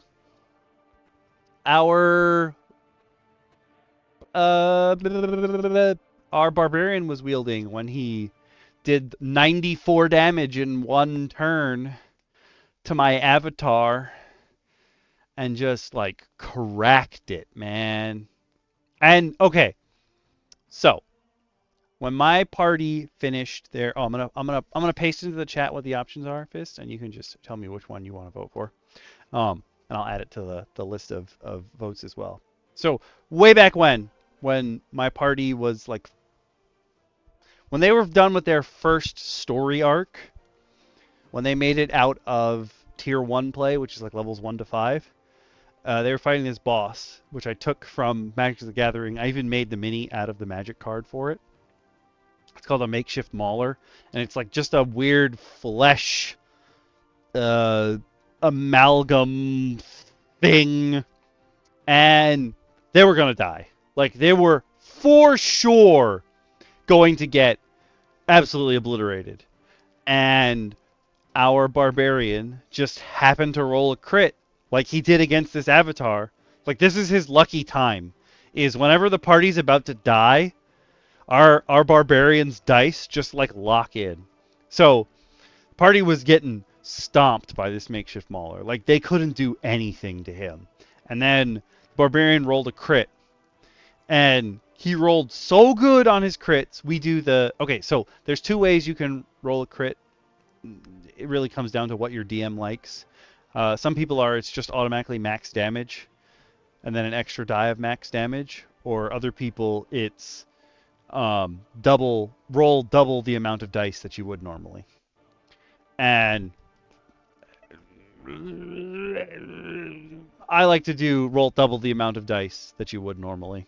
because I also think that's so much more fun is just like throwing a bajillion dice onto the table. I think that's fun. Sometimes you do bad, but like, I think it's fun. So anyway, he crits the makeshift mauler. And I'm like, oh. And he rolled super high on the damage. And like in world, I was like, so the makeshift mauler has 4 legs. I'll just bring up a makeshift mauler. That's easy peasy. This is what they were fighting. Hold on one sec. They were fighting this thing. It's horrifying. There we go. That's a better pick. They were fighting this thing. And he got a crit. He rolled super high on the damage, and I was like, you crack this thing with your mace so hard in one of its weird backwards hand limbs that you just crack right through his form. Just like, and you smash one of those legs. And now he's slowed down. He's like sort of confused, trying to figure out who the biggest threat is now. And my players went fucking bananas. And like that absolutely turned the tide of the battle. And then this past weekend, again, the barbarian fucking crits and just does like a bajillion 94 damage in one turn, man. Like that's a new record for the table for sure. And basically the same thing happened. I was like, yo, you crack him right in the chest. His weird, totally formed out of ice chest. And now there's just like an imprint of your maul in there. And the cracks are spreading. This is a primordial maul. Like, Cryonax's aunt made this. There's flames like seeping into the cracks. They spread up to his arms. My party went fucking bananas, and I was like, yes, good, give it to him. And then Valley of Ageria finished it off with her new Sorcerous Burst spell, because she used to have Water Blast, but she's been praying to Mygara as well, who is the Warlock patron of DM Bacon's character. Now they're like all sort of weirdly ingratiated to one another. And just like, I can't believe when they get to the end of a story arc, I can't believe this has happened twice. 2 big story arcs end with the barbarian just absolutely obliterating and saving the day. Like, I can't believe this happened twice. It's just crazy. It's just crazy. And now I need to tell my players that I cannot believe this happened twice. Now that I'm like really thinking about it, like, whoa, dudes. I cannot believe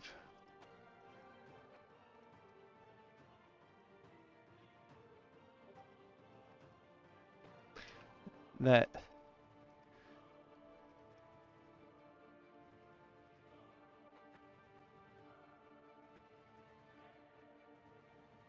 went into overdrive to change the tide of an arc-ending battle.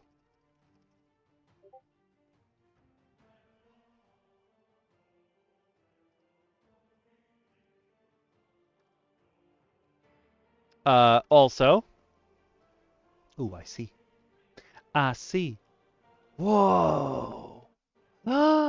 You leveled up, girly. Oh, that's cool. But also, girl, you gotta eat. Do you need food? I can see your coccyx.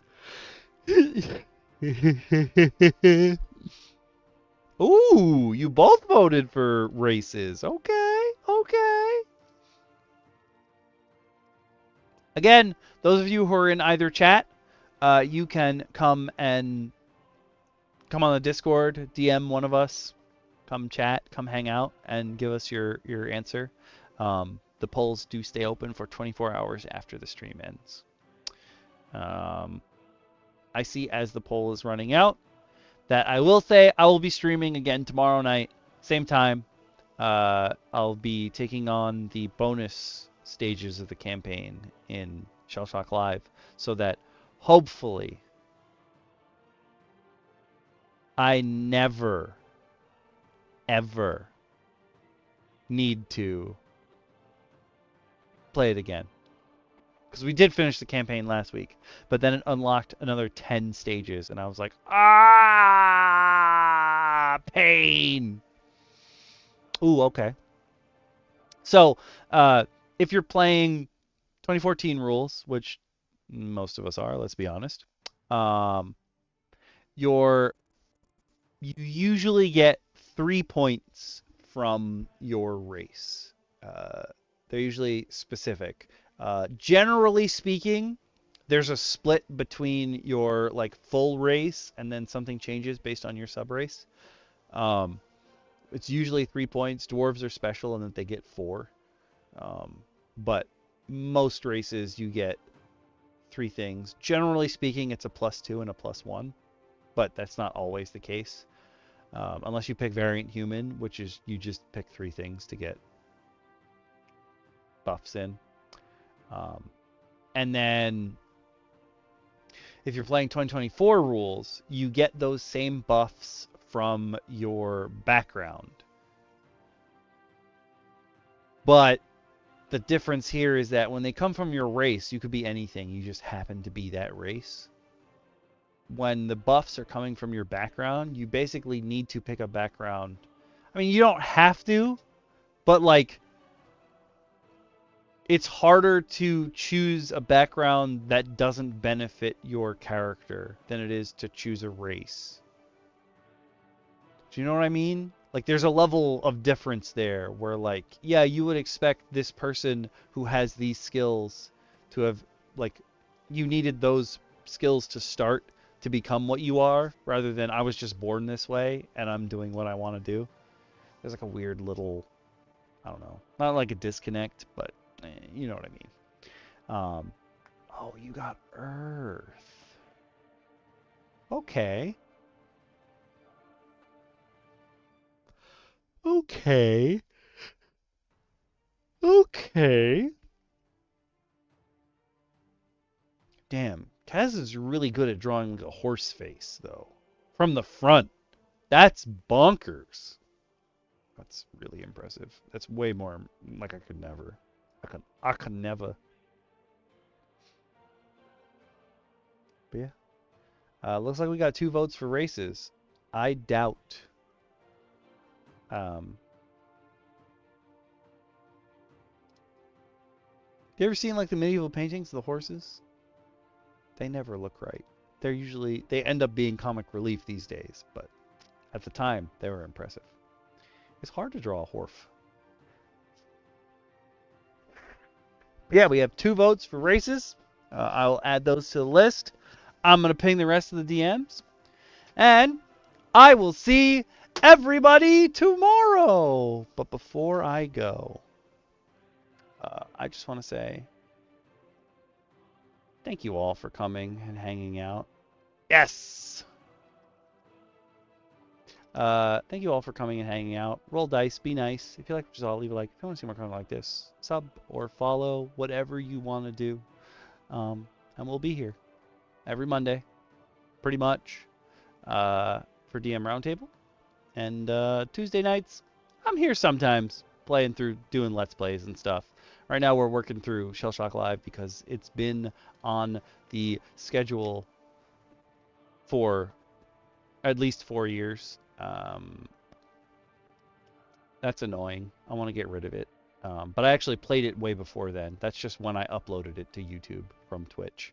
But we're done with the main campaign. We're just doing the bonus stages now. I don't expect that to take too long. It's definitely not going to take me 4 years to win. Absolutely not. But that's what we're going to do. And yeah, I'll see hopefully all of you tomorrow. Maybe. Possibly. Okay, bye everyone. Bye everyone on Twitch. I left myself a note. I'm going to add D10 to the YouTube commands because it is missing. I do have a note for that. But bye Twitch, bye everybody, bye YouTube, bye. Bye. Wait, why doesn't it work for you? It should. You're a mod. Oh, because it was too soon after me. I gotcha. Bye. I'll talk to you guys in a minute. I haven't done my dailies in Rivals. I might join you. Oh no, I gotta film that Tome of Mystical Tattoos video. I'm gonna try to do that. That's what I'm gonna try to do. Okay. Yeah, I'm gonna try to do that now. But yes. Thank you all for tuning in. Thank you all for watching, and hopefully I see you all soon. Okay, bye. Bye Twitch. Bye YouTube.